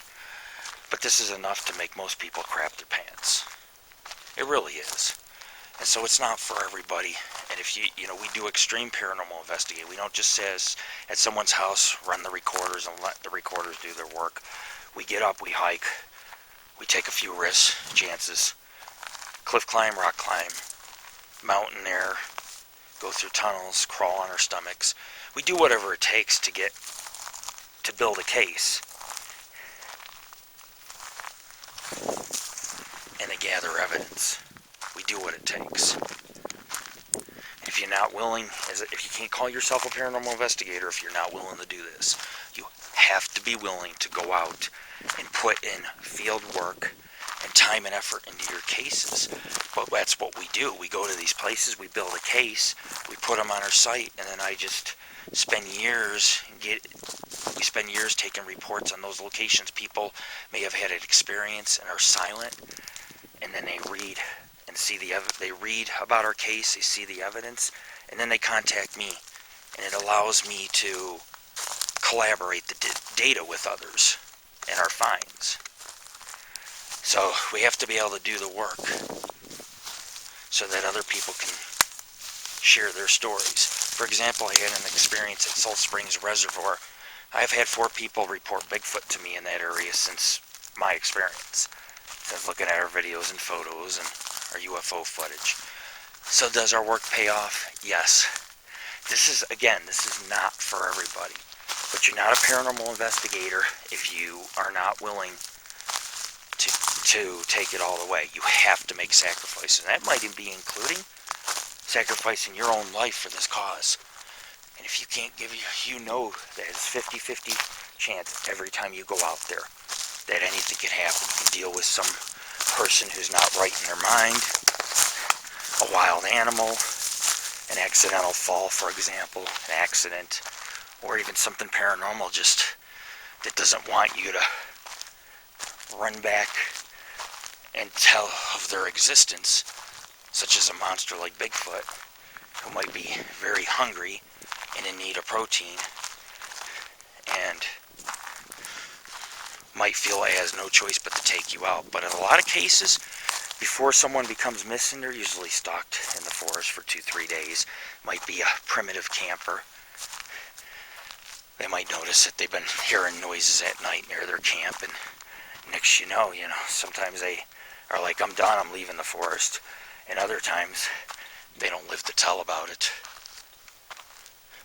Kind of like the Diatov Pass incident, where multiple hikers went off into Ural Mountains, camped at Devil's Pass, and were stalked for 2 or 3 days, and all ended up found dead and mutilated, tongue ripped out, orange substance on the skin, some aging. It could have been UFO related. Maybe people say it was Yeti, no UFOs. What if it was both? What if these creatures don't derive from our planet or reside on planet Earth? Maybe they come from elsewhere. Maybe whatever it was that killed those people, maybe they had radiation exposure from the craft, and this creature that was stalking them, maybe it was getting back to its ship. I don't know. I don't have all the answers. We live in a world that's quite baffling, and it takes people like us to solve those mysteries. And sometimes we spend decades trying to solve them. And so far, it sure seems like that for me. The more I see and do and experience, the more questions I have than answers. We're back at camp. Moon should be coming up over the ridge in about an hour. It'll be about a half moon tonight, or a very large crescent. But I'm going to go ahead and I'm going to put the fire out. It's still glowing. Get some shut-eye, and then we're going to get ready to hike out in the morning to that hidden pond and look for tracks or swampy area. And then I'm going to go visit the Utica Reservoir tomorrow instead of that other lake along the Stanislaus River, because I feel that if I can find out where those vocalizations kind of pinpoint where they came from, chances are I'll find a track or two, maybe a hair sample stuck on a tree. It's just, like I said, we have to be very thorough. This is not finding Bigfoot. We have to spend days looking for this creature.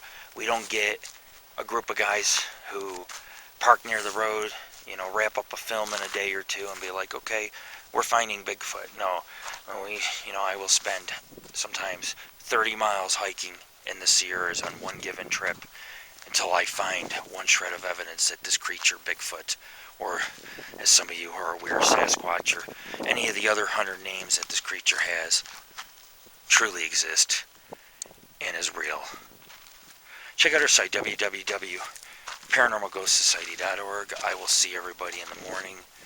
I have to say it was a really creepy little hike through the forest on the south side of the Utica Reservoir, up some granite rocks, through some brush, in the dry lake beds. Thought maybe I'll catch something shaking a drink, but instead I had stepped in some pretty deep mud. So it's time to rest. We got a busy day ahead of us tomorrow. It's going to be fun, but it's going to be a fun day, but it's going to be a very busy day. I know the footage isn't the best. Like I said, I've been spending money investing in a lot of gear and equipment, and from what I found out, that sometimes it's either overrated, it's not as good as it should be. Like I said, a lot of people don't understand that if you're looking for something special to look for Bigfoot, this camera's not going to do it. You know, we're going to have to eventually beef up our arsenal with some really better equipment. But I just bought this a few days ago, thought I'd give it a try, and I don't mind it. It does its job. You can hear me. You can kind of see that where I'm going. Even if it's a little grainy, you can see that I'm pushing through the woods.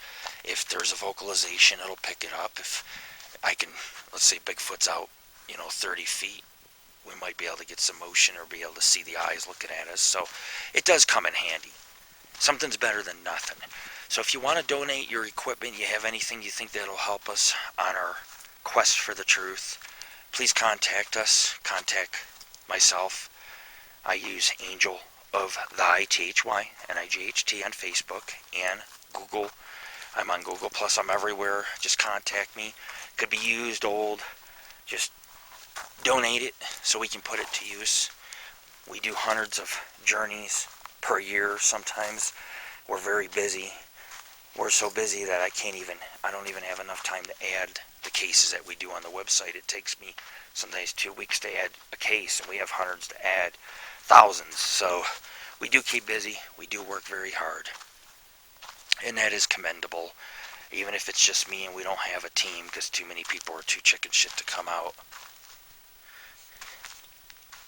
You guys at least know the effort was made, and that any donations or equipment you give is for a good cause, so that we can scientifically close the case to one of the biggest mysteries in the world, which is what is, who is, and where is Sasquatch.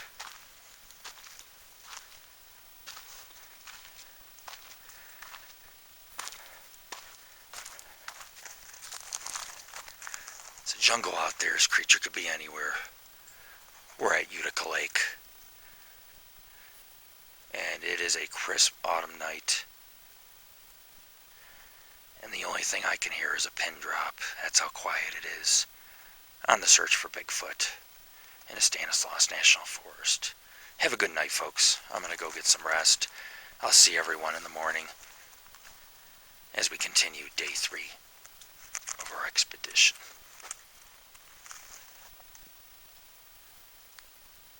Peace.